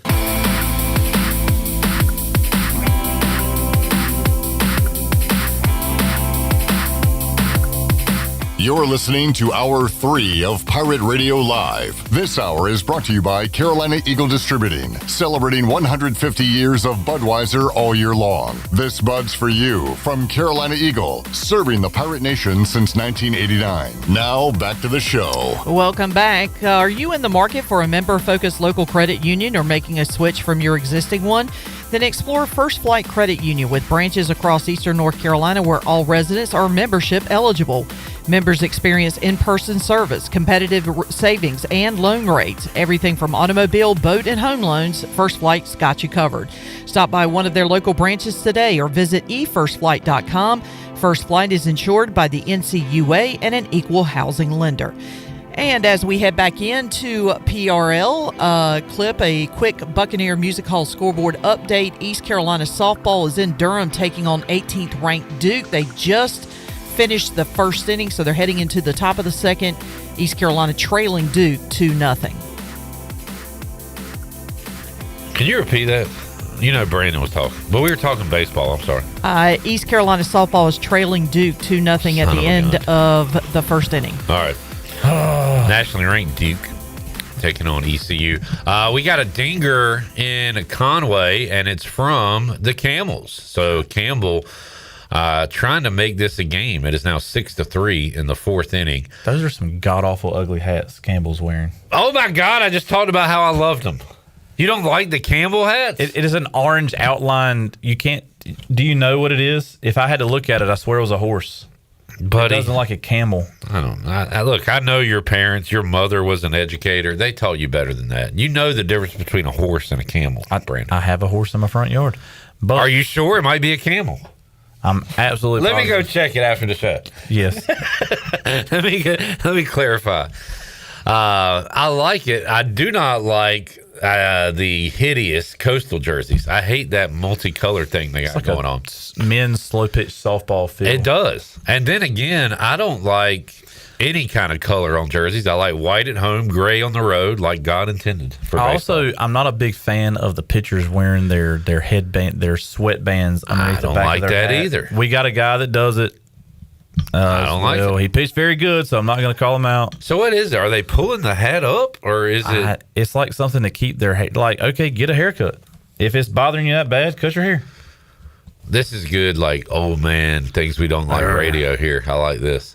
Campbell putting on a little rally here. They're going to have 2 on with 1 out in the fourth, trailing by 3. While we're on the topic of things we like / don't like, I've seen a lot of people against this. I like that Major League Baseball now will not have the K-Zone, the box, on broadcast. A lot of people are against that. What do you think? I really don't. They're taking it away. So it doesn't really move. It's just there, and it shows you where the ball went across. What I don't like is where fans who don't understand it, like a couple of years ago, I took my brother to a game, and they were sitting kind of behind us in our other seats, and we were sitting in my normal section, and some drunk girl and 2 drunk guys, it's out of the box. And we're all sitting there like, what are you talking about? You have no angle at it at all. Yeah. Well, it was out of it's not in the box. But who cares? It's not where it's in the box. So I'm not a big fan of Aaron Judge going like that every third pitch saying, please call it. I mean, I get it. I wonder how many reviews, do you know how many they're going to have, Brandon, in MLB? There's got to be a limit. You can't do it every pitch, I don't right? know. Hopefully it's... Well, if you lose that, I guess you don't get another one. I have not read up on the rules on that because I think they're trying it out for spring break. So I don't know what rules, or not spring break, spring training. So I don't know what they're doing, but I'm not. Man, look, that's part of baseball is the human. I kind of agree, man. Like I kind of like that, and I like that every ump is different. Like as long as you're consistent, I think it's kind of cool that. All right, Friday night, this ump we got, he calls it real tight. Saturday, this guy, he'll give you 2 inches. Like I something about that I like. You know, like, hey, he typically got a low zone, so you can sort of play your matchups like, hey, this guy goes down in the zone a lot, or this guy doesn't like outside. I mean, you sort of know that, and coaches used to write that down and take notes about umpires. Yeah. Now they're all robots. All right, Brandon, you said. You a little worried about the Cougars? I am. I think they're a matchup that goes hand in hand with us. They're aggressive on the base paths. They pound the strike zone. They get on base. They steal bases. They put pressure on you, but they can also swing it a little bit. They're well coached, and they have played good baseball. They haven't played, a whole bunch of nobodies. I think they played Air Force the other day, maybe, but that one might have been wiped out. That was supposed to play. Yeah. And I think maybe got wiped out. They beat this Coastal team the other day, a midweek game. Yeah. So it's obviously they have a decent midweek staff. Coastal's playing a midweek game right now against Campbell. They already got 6 runs. So Coastal's a number 9 team in the nation, and they're beating them. So I am more concerned about this game than I was going into Campbell. I was pretty confident we had Campbell this year pretty good. They just got the voodoo, man. Voodoo on us. And then this weekend, it's set up Rutgers, Troy, and Western Carolina for ECU. And then next week, interesting week with Wilmington and Coastal. Yeah. So it's, again, like no really layups on this non-conference slate for East Carolina. I think the magic is with us. This is the 23rd Keith LeClaire Classic, the number 23. I mean, there's a lot of 23s being thrown around this week that I think the boys will play good. And I think they want to play good. I think they're going to continue what they were doing Saturday and Sunday and go on. And I ultimately think we win tomorrow night. But, hey, it's another minor league stadium. We have not been good down that direction. Fayetteville, Conway, Campbell's Field. I mean, we haven't been. God, you don't like that hat? It looks like a lemur. It does not look like a camel. I see a hump. Okay, I see a hump. Fair enough. Now we just went on one of tangents. Yeah, I lost my train of thought because you don't like that hat. I'm a hat guy though. You are a hat guy. I'm a hat guy. Pirates, Cougars, and then we talked about the Keith LeClaire Classic. That's what I was going to ask you. Were you on the team while the Keith LeClaire Classic was going on? Yeah. Okay. First, because the year before I got there, the year I played it, my last year at Pitt was the first year they had it. Okay. That was the one I think Mike Fly, as a freshman, pitched pretty good against Clemson, I think, and beat them. Somebody might have a better remembrance on that. So were you there the Arizona State year? I still have the T-shirt. It's gray and the names. I'll do that up. It's pretty good. I was at that game on a Saturday when it was like sleeting, I remember, and Arizona State beat ECU and ended up winning the Keith LeClaire Classic. That was one of those first years. You know what? And somebody said, and I really wish we could get it right. I really wish we could get like UCLA and Clemson in here, have a serious Keith LeClaire feel to it. Do baseball. Clemson, UCLA, and Western Carolina and ECU? Well, yeah, we're going to be a part of it. Well, I mean, we need 4 teams. Yeah, I reckon Western Carolina. Yeah, you kind of got to. Well, that's LeClaire. Well, I mean, what other? There's other LeClaire people coaching. Name them. I'm here. I'm listening. Jason Knights is at Bucknell. All right, I'll take Western over Bucknell. I'm with you, but it'll be a win. God, why'd you throw me in that? You threw yourself in here, buddy. I did. I didn't throw you anywhere. God, some of them are. You jump right in. There were people retiring. I did. I'll come back. Dude, if you can get Clemson and UCLA, that would be a. We could sell some tickets to that. Yeah. Of course, I don't think we have a problem selling tickets in Greenville anyway. Yeah.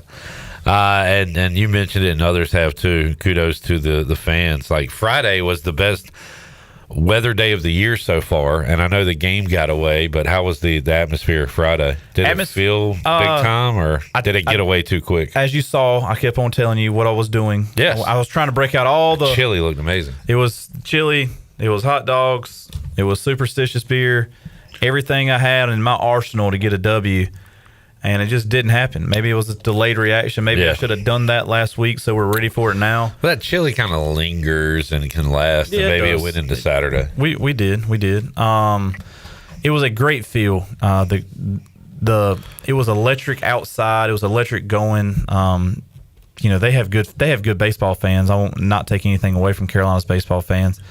They did a very good job of coming and sitting in their section and being professional baseball people, and I thoroughly enjoy playing that program in baseball. Still don't like them, but it's fine. But all our fans were ready to go.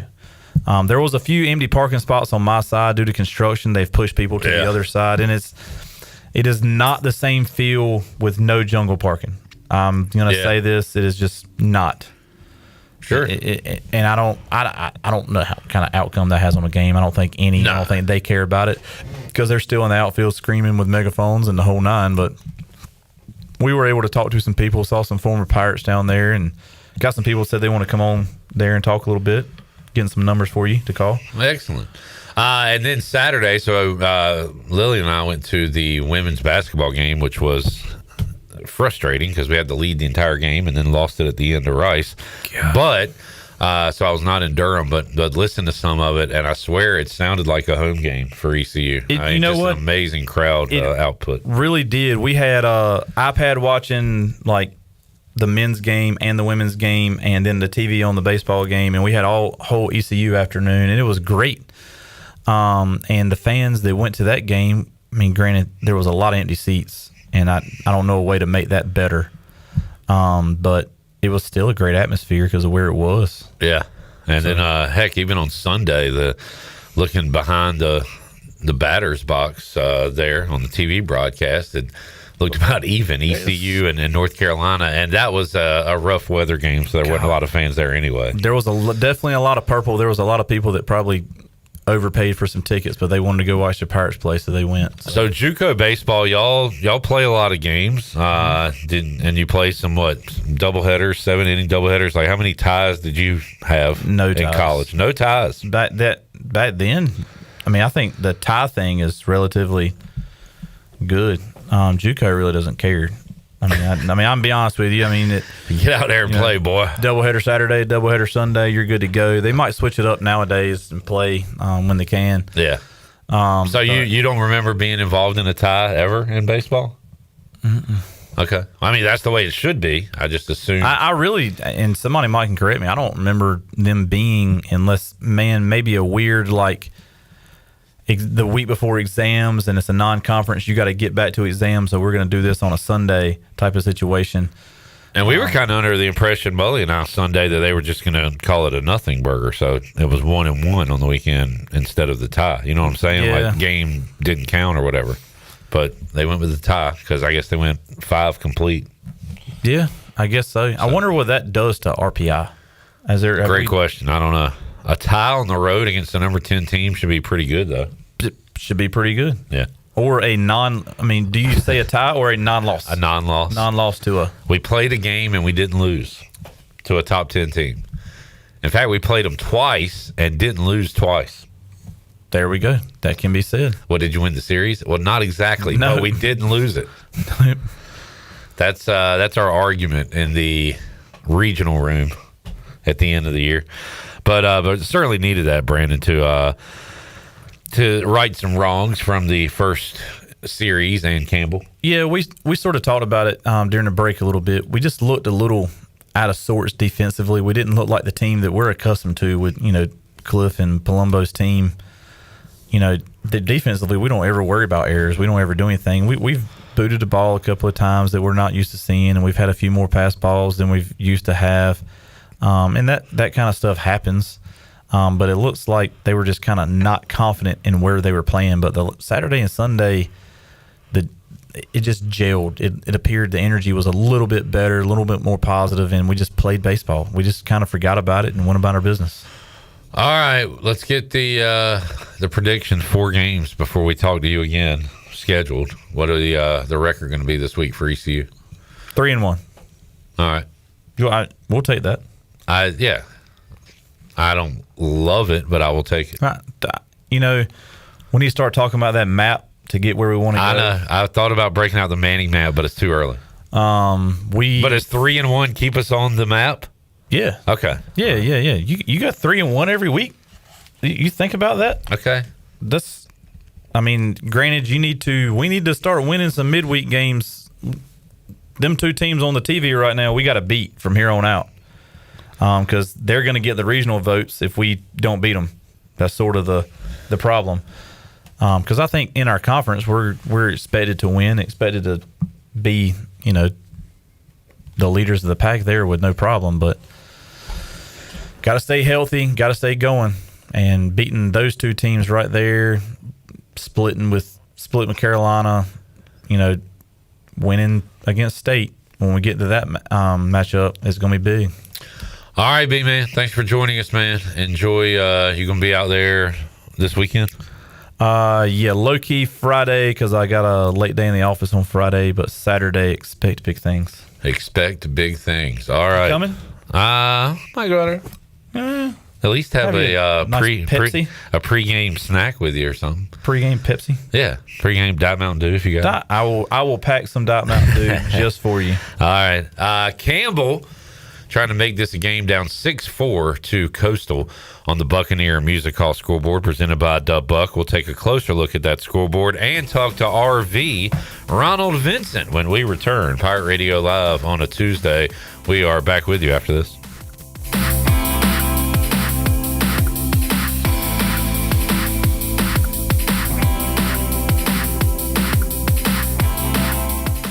Beauty Bar MediSpa specializes in non-surgical aesthetics. Our expert team of licensed professionals are dedicated to offering personalized solutions. Allow us to introduce you to the Toro, an inclusive skin revitalizing laser treating hyperpigmentation as well as tattoo removal, and the detoxifying carbon laser facial, perfect for acne-prone skin, with 10% off our hydrofacial services. Not sure where to start? We offer free consultations giving you the opportunity to ask questions and create a personalized plan just for you. Call Beauty Bar Medi-Spa today or book online at beautybarmedispa.com. 1021 Red Banks Road, Greenville. Go Pirates.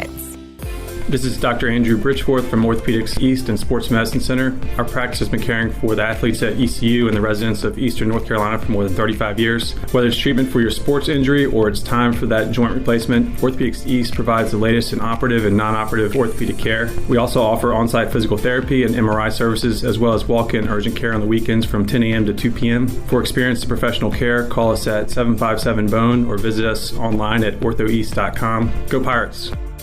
At Tiebreakers, we pride ourselves on serving big, juicy wings. I'm talking big and juicy. Our chickens are the same ones that kick sand in the other chickens' faces. If our chickens played football, they'd be linebackers. The competition's chickens, they'd be skinny little kickers. Trade those kickers in for linebackers. Join us today for big, juicy wings. All season long at Tiebreakers. Tiebreakers, with 2 locations in Greenville and on Railroad Street in Winterville. The Buccaneer Music Hall is your beacon of music in the land of the Pirates in the NC. Open at noon 7 days a week with live music. Come enjoy sports trivia with me, Clip Rock, every Monday. Tuesday and Wednesday, it's live local acoustic night, along with line dancing from 7 to 9 on Wednesday. Thursday, there's a brand new lineup with Singo starting at 8, followed by karaoke with DJ Dog. Ladies and free both Friday and Saturday nights with the best local bands in the area. Finish the weekend with free games and DJ Kids Scene. Y'all come get bugged up. Oh, dude, that home run just busted your windshield. Yeah, I'm not worried about it. You're not worried about it? Yeah, I've got Brandon Manning and Farm Bureau Insurance. Hey, Pirate Nation, this is proud ECU graduate and former baseball player Brandon Manning inviting you to join my team at Farm Bureau Insurance. From home, auto, or life, give me a call today and let's talk about your insurance coverage and about the Pirates. Call 531-1812 and go Pirates.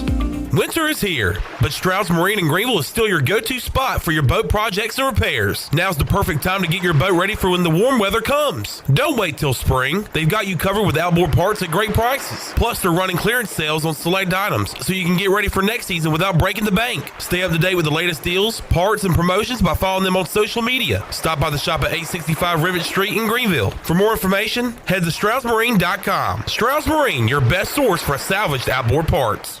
North Carolina State Parks invites you to enjoy camping your way. With the weather changing, booking your own cabin is the perfect solution for your camping getaway. Reserve campsites or cabins today at Jones Lake, Goose Creek, and Cliffs of the Neuse. Whether you enjoy traditional camping or air-conditioned cabins that can be rented with Wi-Fi, your next adventure can include hiking, beautiful scenery, and sunsets by the campfire. For information on booking a cabin, visit ncparks.gov. It's Bustic Sugg Furniture's Lazy Boy Market Sample Sell-Off. We bought out an entire showroom of 100 one-of-a-kind pieces of Lazy Boy furniture. Now we're selling it all at drastically reduced prices. Floor samples slashed an additional 50 to 70% off. This is a one-time opportunity to shop extreme sell-off prices on brand new Lazy Boy styles, recliners, power recliners, sectionals, and leather furniture, designer chairs, cocktail ottomans, and much more. Hurry! You will never, ever find Lazy Boy furniture at such low prices again at Bustic Sugg Furniture. This is Keaton Mitchell, and you're listening to Pirate Radio, the voice of the Pirate Nation.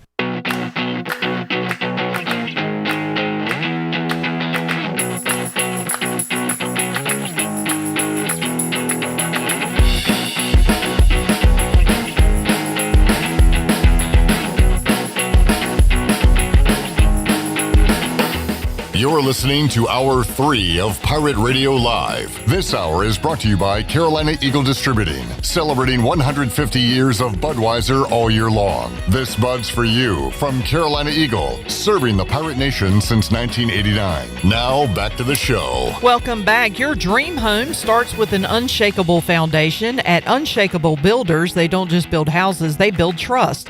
From blueprint to keys, their expert team is with you every step of the way. You dream it, they build it. Visit unshakablebuilders.com to start your journey home the right way. Unshakable Builders, build on a solid foundation. Now, let's as we head back into PRL, I do have an update on the Buccaneer Music Hall scoreboard. East Carolina just scored on an errant throw from the catcher, so it's now 2-1. Duke leading in the top of the third. East Carolina has runners at second and third with one out. All right. Progress. We'll update the Buccaneer Music Hall scoreboard before we get out of here on this Tuesday. But right now, we'll head out to the Turner Home Team Live Line and talk to the living legend, Ronald Vincent, RV head baseball coach out at J.H. Rose. He joins us on the program. RV, appreciate you. How you doing today, man? Doing good.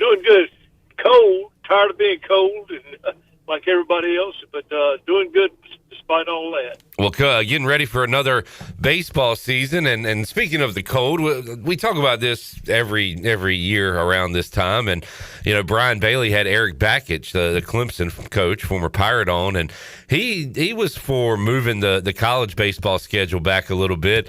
You've been around so long, RV. What's your take on the schedule? I mean, for schools, I guess you got to do it when you do it, but is there in a perfect world, would it be pushed back a little bit? It'd be about May 7th, March 7th, March 8th. Okay.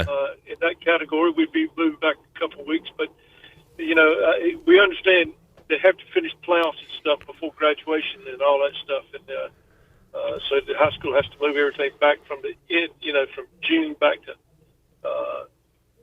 where we have to start. This is where it is this year. And, yeah, I would like for them to be 2 more weeks before we play. Well, you got, speaking of playoffs, basketball playoffs going on, and I know the Rampant's hoping to make a push there. I had Jalik Parson on my show because I went to school with his folks, his parents, some good people. So I know he's a great football player that ECU has their eye on, but a good basketball player as well. But how far do you think the Rampants can go this year in basketball? I think we can go I think we can make it all the way if we make same thing everybody else says. If we make threes, because we're not a very tall team, but we really run the court really good, and we really put a lot of pressure on the defense. And when we're hitting threes, we've got a chance. They've got to go through a couple big men before they get all the way. But right. Coach Duck does such a good job, and he knows what he's got. He knows what the other team got, so he utilizes his talent. And I don't know if you've seen this clip, but we do run the court. We roll up down that court, so we have to hit. You have to hit threes when the other team is so much bigger than you are. So. Speaking of, I mentioned fun to watch.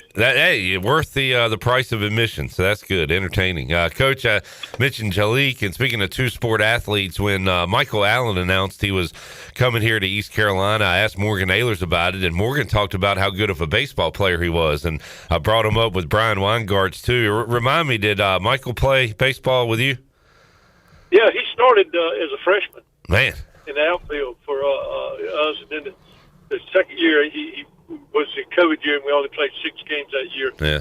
And then he hurt his knee in football, and he just couldn't. He tried to play his junior year, but he just couldn't do it. And his last year, he already graduated and gone up to state, to get an early start on his college career. So he did play 2 years, a year and a half anyhow, and then like I said, his knee got messed up, and he couldn't go. Well, with all the changes in sports and everything, I know that that there's some downsides to the transfer portal, but when a guy comes back home to finish his college career, that can be a positive, and excited to see if he can provide some rushing yards and some big plays for the Pirates this year. Yeah, if you get him in open field now, you're gonna have a hard time getting him. He's really fast and he's strong, and I know he's glad to be back in Greenville. I know he is. I hadn't talked to him, but I know he's glad to be back here, and I think he could really help the Pirates some this year. Ronald Vincent joining us, and RV, another honor for you and the late great your good friend Marvin Jarman. Is you guys were honored at Elm Street Park in Greenville with plaques unveiled, and we've talked to you over the years about your accolades, and you are a very humble man. But how about this one, Coach, and just being recognized for what you mean to the community and to the Greenville Little League and really the whole area? Yeah, that was really a nice day. It was really a good thing that we did. Brian Weingart, did it. Having your plaque up there with your picture on it and all that. That's kind of a humbling thing right there in itself. But it was really a nice day, and we really got a lot of it. I had told Brian back when after Marvin died, he was talking about doing one of those pillars that go down to Elm Street Park, and I said, Brian, you better take both of them because somebody else is going to come in here, but we want all this entryway for Marvin. And he said, yeah, we got to do that. And then came back about 2 weeks later. He said, we're going to put Marvin on one side and you on the other side. I said, well, let's go with it then. And there you go. Awesome stuff. Yeah, that's fantastic. RV, as I said, getting ready for another year of baseball. What's the early outlook on J.H. Rose this year, Coach? How you looking? Well, we've got more pitchers now this year than we have had in the past. We've got quite a few pretty good pitchers, and two of the best ones from last year are back. And but we lost eight players, 8 starters last year out of 10 counting the DH, and but we've got some young guys that are really good, and they go. I think you're going to see us really get better as the year goes on. And just like every year, just about, I hear that Conley, South Central, just everybody's going to be pretty darn good this year in baseball once again. But that's no surprise, right? Just awesome baseball here in the area. Like I say, Conley's got so many good players, and South Central's got so many good players, and Aiden Griffin is going to be good. It's going to be a real good baseball spring. If the weather will cooperate a little bit later on, we're going to have should be a real good baseball season this year for the whole county. So, and then we're in a good baseball conference now, so we're really looking forward to it. It's hard to believe we're starting up again tomorrow. Man, yeah, no doubt. Coach, how about East Carolina getting off to a slow start, but had an outburst of runs in the game on Saturday. Some great pitching from Sean Jenkins. They knock off North Carolina, and then Tom Hanks says there's no crying in baseball. There's usually no tying in baseball, but saw a tie on Sunday. So what'd you think of the series with the Tar Heels? Well, you see, baseball is such a crazy game. It's such a cruel. You win by 10 runs on Friday night in 8 innings. That's 10-run rule. Now, if you run rule them or you really have the running clock in football or basketball, you're going to beat that team every time. But baseball, 10-0 doesn't make a bit of difference for tomorrow. Yeah. And then we come back and win 10-3, and then we wind up 3-3 in a tie, which I don't blame them because it would have been 27 degrees when they finally got back on the field. And that wouldn't have done anybody any good, and it wouldn't have been the spectators. I'm certain didn't want to sit through all that. So, I think I heard Mully say, is there a couple of a rampant or two on the Carolina team this year? Of course, you got Mateus from Conley. Mateus and Andrew Wallen. Okay, Andrew Wallen he had the red shirt last year because he had the arm problem, and he's coming back, and I don't know if you've seen him. He's about 6'6", 6'7", and he's up to about 260 now. And man, he's got a chance. I think he's doing pretty good. But I was really hoping to see Mateus pitch again. Yeah, that's probably the last time we'll see him locally pitch. But he's always been such a good player. Always. Ronald Vincent joining us today on Pirate Radio Live, talking a little baseball as we get set. And you mentioned the conference, and this will be the first time baseball is experiencing the conference shakeups. Did that add to the league, Coach? You think you said it's going to be strong overall? Yeah, going to 6A is Conley, South Central, and New Bern are 7A. But going 6A is going to be, it's going to be interesting. The thing that I have noticed in football and basketball and all these, that you got teams in the playoffs now that never would have made the playoffs in 1A, 2A. Never would. And so you got guys that are going to the third round or so, in third and fourth round, that have not been there before. And that is really, I don't know if that was what they were thinking about, but I think it's going to get more participation from these schools because now they have a chance, to get into something. I think they are. The real negative on it is going to be quite a bit of travel for everybody. Yeah. Because especially 6A and 5A, because we're so spread out. The next closest 6A school does is Jacksonville, and then it's really spread out. And 7A is spread out a lot. So that's one of the negatives. It's going to be a lot of travel, but I really, so far, I've liked what I've seen with this 8 divisions, and just for the reason that what I just said, you get more people playing, and that's really what high school sports is supposed to be about, was to be, to have a chance to play and have fun and be competing off that. So. Yes, sir. Ronald Vincent joining us today on Pirate Radio Live. RV, I know you need to get to your lunch probably. Tell Mr. Bengala and company I hate to hold you up. Tell him I said hello. I'll see him in about 5 or 6 minutes. He'll be here. Yes, sir. RV, we'll talk to you again down the road. Good luck this year, and appreciate you joining us, man. Well, thanks for calling, and you have a warm day. I'm gonna be inside, so I'm gonna say that to you. You have a warm day. Yeah, but we'll get it done, and we're looking forward to it. And thanks for calling. And everybody's ready for spring to come and ready for baseball to be played. Yes, sir. Thank you, RV. See you, man. Thank you. Talk to you later. All right, the living legend Ronald Vincent joining us today on Pirate Radio Live. We'll take our last break, come back, get ready to wrap things up here on a Tuesday edition of PRL. Back with you after this timeout.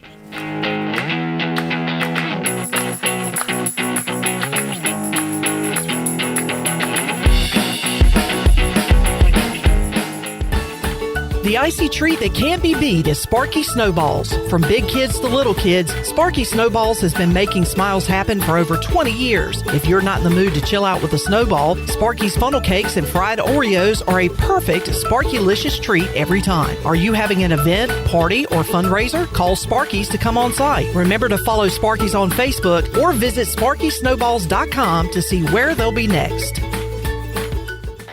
Attention Pirates and runners, be sure to join the fun Saturday, March 28th for the Pirate 10-miler, 4-miler, or Double Down Challenge. The road race starts and finishes at Dowdy-Ficklin Stadium and runs through the best of Greenville. Get in on all the action and reserve your spot at the starting line today. Sign up now at Pirate10miler.com. Use the code Pirate Radio to save 15% off your race registration. That's Pirate10miler.com, special code Pirate Radio. See you there, March 28th.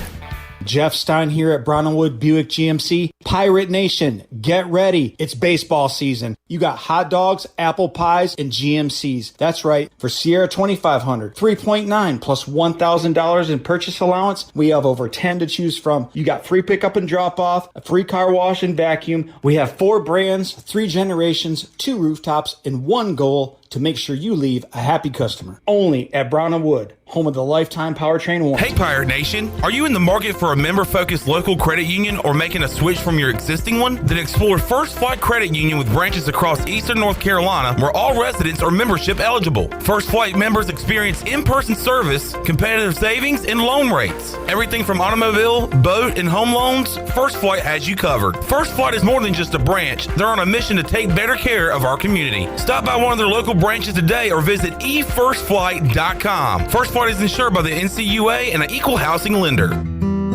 Enjoy the warm air, circulating moments after you turn up the heat. Precise control of cooking temperatures. Enough hot water on demand for everyone's shower. The instant glow of warmth when you turn on your fireplace or fire pit. Never having to change a gas tank on your outdoor grill. Experience the affordable luxury of natural gas. Find out more at GUC.com. CopyPro, the professional office systems people, have been serving Eastern North Carolina since 1971. From Greenville to Wilmington, businesses trust CopyPro for reliable technology, award-winning service, and top brands like Konica Minolta and Ricoh. Need multi-function printers, document management, or network solutions? CopyPro delivers powerful tools backed by certified technicians and a team dedicated to your success. CopyPro, professional people, professional systems, powerful results. Visit copypro.net or call 756-3175 today. Looking for your new favorite hangout spot? Come on down to the Doghouse Tavern, Aiden's veteran-owned crown jewel on 2nd Street. From open mic Mondays to music bingo Thursdays, there's always something happening. Enjoy daily drink specials, one of the best bar menus around, and live music that'll keep you coming back for more. Grab your friends, kick back, and support local at the Doghouse Tavern. Check us out on Facebook to see what's on tap this week. The Doghouse Tavern, where good times and great vibes live. Hey, Pirate Nation, get a jump on Mustache March by stopping by UBE or pirateware.com this weekend and purchase a special Strikeout ALS t-shirt. Proceeds from the new t-shirts will be donated to the ECU Baseball Mustache March Fund to fight ALS. The last 4 years, Pirate Nation has helped raise over $8,000 with this promotion, and our goal this year is to get over the $10,000 mark. Get to UBE or pirateware.com right now and get your new t-shirt while supplies last. Go Pirates! This is Touchdown Tony Collins, and you're listening to Pirate Radio, the voice of the Pirate Nation.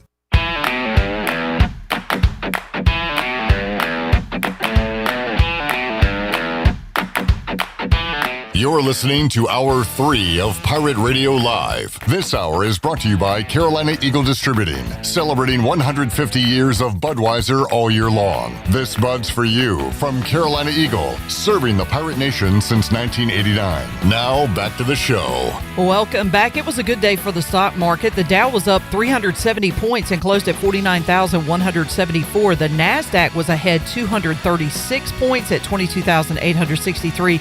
The S&P gained 52 points and finished the day at 6,890. That is your Wells Fargo Advisors Stock Market Report. For a personal look into investing, call Wells Fargo Advisors today at 756-6900 in Greenville. Wells Fargo Advisors, LLC, member SIPC. And as we head back into the show clip, a quick Buccaneer Music Hall scoreboard update. East Carolina has tied it with Duke in Durham. And the score is now 2-all at the bottom of the 4th inning. All right, I'll take that. How about this? Campbell has erased a 6-0 deficit. They lead Coastal 7-6 now in the 5th inning on the Buccaneer Music Hall scoreboard. Also coming up tonight on that scoreboard, Hornets and Bulls. Kobe White playing in his first game as a Hornet against his former team. I got Con Knipple 4+ 3-pointers for plus 115. Knipple? Yeah, let's get it. Number 1, Duke in action tonight as they are on the road at Notre Dame. It'll be Virginia, number 11 team in the country, hosting NC State. Miami of Ohio, 27-0, taking their undefeated streak, and it'll be on the line at Eastern Michigan tonight. And the Redhawks at 8.5-point favorite. St. Louis, number 23 in the country, will be on the road at Dayton. Number 3, Michigan, coming off that loss to Duke, is at home tonight against Minnesota. You got the Miami-Florida State rivalry in Tallahassee tonight at 9 o'clock. Tennessee, number 22 in the country, on the road, is a slight favorite at Missouri. Iowa State, number 4 in the nation, at Utah. And number 2, Arizona, coming off a win over Houston, our favorites on the road at Baylor. That's what's going on tonight in college basketball on the Buccaneer Music Hall scoreboard, presented by Da Buck. We will talk to you Wednesday, 3 o'clock, on an all-new edition of Pirate Radio Live. For Shirley, Josiah, Avery, and the crew, I am Clip Rock. Talk to you Wednesday, I should say. Jeff Charles, take us home. Have a great night, Eastern Carolina. Thanks for listening to Pirate Radio Live, an exclusive presentation of the voice of the Pirate Nation. This is Pirate Radio, WGHB Farmville, 1250 and 92.7 FM Greenville, WDLX Washington, 930 and 104.1 FM Washington. The following is an exclusive presentation of Pirate Radio, the voice of the Pirate Nation. This is Eastern North Carolina's longest-running sports radio show. The Brian Bailey Show is on the air. The Brian Bailey Show on Pirate Radio